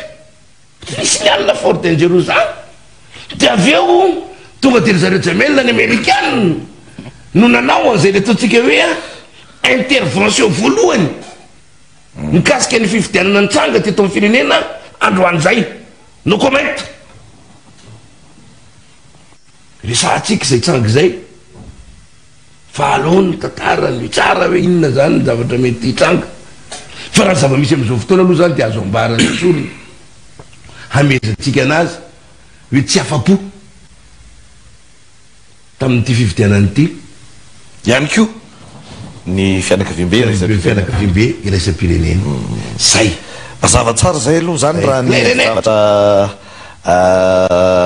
misy am'izao fotoana zao hoe misy namana moa ato manao fanamarihana hoe zay mihitsy lay ahina hitranga ary eo zany no hitodian'ny olo-pirenena am'izao fotoana zao any amin'ny collectif des candidats satria tsy ampy zany anomezana ny atao hoe légitimité ho an'ilay fifidianana ilay zavatra mitranga tamin'nyity androany itya na ny fanehoany malagasy ny safidiny tamin'ny alalan'ny fandresen'ny tsy nandeha ny fidy tamin'ity androany ity na ny première réaction zany na ny faneho-kevitra voaloha nataon'ny sehatra raisam-pirenena dia samy mametraka an'izay fa ny olo-pirenena ihany ko dia mahita hoe tsy maintsy resaka ny hoe ara-dalàna ny mpitondra am'izao fotoana zao na de mazava sy miariary arany amin'ny hoe tsy aradrarany sy nitsisy fa eto aloha zany de misy point anankiray izay rahantsika mahitany amin'ny hoe tsy manaradreny rano ary nahita ny zava-misy ihany ko vavolombelony zava-mitranga teto amin'ny firenena ny maso vo vahiny miasa somonina eto amintsika fa izay mbola azontsika mpandeferina fa ilay malagasy marobe izay ny safidiny amin'ny hoe tsy mety aminay fifidianana io de anaraka ny toromarky ny collectif des candidats zahay tsy andeha fidy zay avelao zay am'izao fa rehefa madio fifidianana io de fidy zay be deabe nanao hevitra tahaka an'izany fa ny tsy tokony ho adino ny fijoronony ray aman-dreny samihafa eo amin'ny lafi ny ara-panahy ihany ko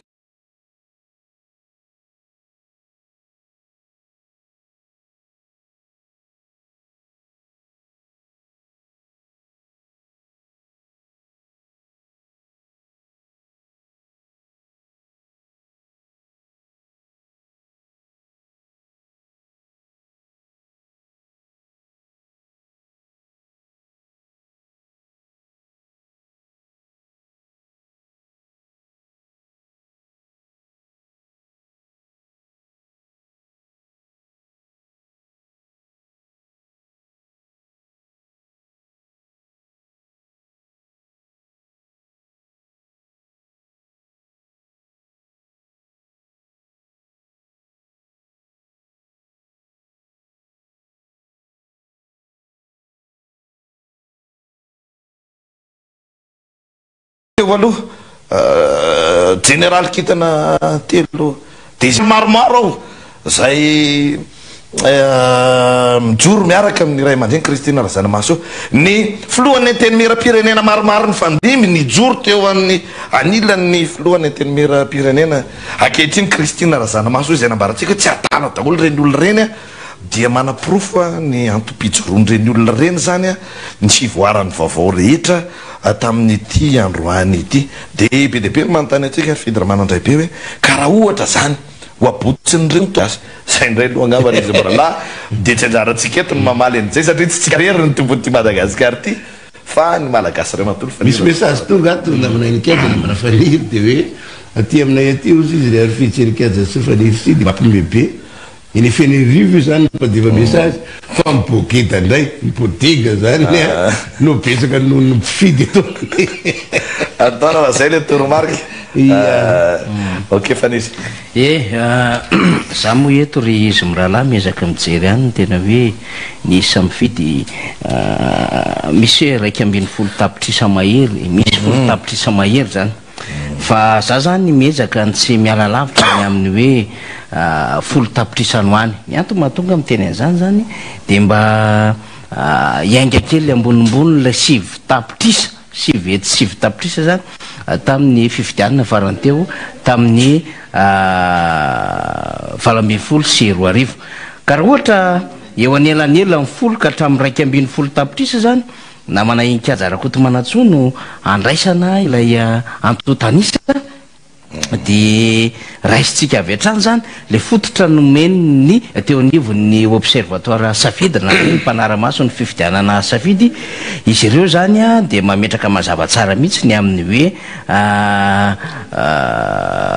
720 isanjato ny tamin'ny taona 20 sy 20 ary 220 isanjato ny tamin'ny fandraisana anjara ampifidy raha le fomba fanehoan-keviny observatoire safidy raisitsika teo de raha le 22% raisitsika zany na 220 isanjato resahana izy ireo miaingako za zany tsy andehany am'le raiky ambin'ny folo tapitrisa am'ilay ampifidy fa ndeha ataoko manodididina n'lay folo tapitrisa mahery eo zany zany hoe mety hoe eo amin'ny 4 sy folo tapitrisa eo zany satria misy famoahana antota isa romo zany teo anelanela ny volana jolay tamin'ny fanisana ampifidy saina boaka ny seny zany amezaka ihany amjery zany amin'ny calcul tsotsotra dia raha ny 220 isanjato zay mety hoe 4 sy folo tapitrisa zay na manahinikeza dia manodidididina any amin'ny mpifidy 2 hetsy sy 2 tapitrisa na hoe 2,200,000 zany ary raha ohatra 520 tapitrisa mamezaka maka forsety io zany dia anoany amin'ny 10 hetsy sy 2 tapitrisa ampifidy io zany efatralina sy folo tapitrisa ndresy fa za zany tsy mainka raiky ambe folo tapitrisa zany de rehefa diniako le izy nikajarakoto manatso de hoe teteo amin'ny 10 metsy sy 2 tapitrisa zany mety hoe mpifidy na ny safidiny zany raha ao anatin'zay 520 isanjato zay na mbola raisina aza hoe tsy maninona sy nakadoany le izy dia raisina le raiky ambin'ny folo tapitrisa de manodidina any amin'ny 3 tapitrisa anoany lay mpifidy nandeha nandajabato zany fantatsika tsara nisan'ny vahoaka malagasy fa manodidina ny 720 tapitrisa ka raha 3 tapitrisa nandeha nandajabato ohatra na 10 metsy sy 2 tapitrisa de izy tsika hoe malagasy iza no heverina fa amme antoka sy amme rariny am'lay mety ho fitondram-panjakana ijiro fa zao ao anatin'lay 10 metsy sy 2 tapitrisa sy le hoe 3 tapitrisa maka mbola forsety foantsika ianikajy zany na hoe elanyelanisa raisitsika mety ho nandatsabato zany tamin'ty fifidianany ity eo am'le taux de participation 520 isanjato de mbola tsy maintsy izara indray le vato satria nieritreritrytsika zany am'le vato jerevantsika io hoe mety ngiarajoelona ihany ny azo an'le vato fa zao zao atsika zany mahazo an'le vato zany a marobe ato a de mahititsika aty atoliary aty dia mitarika ngiasy iteny be de be mihitsy ny point voray ato misy ihany ko misy borapoko tamy be de be mihitsy atoliara fa anao rekapotena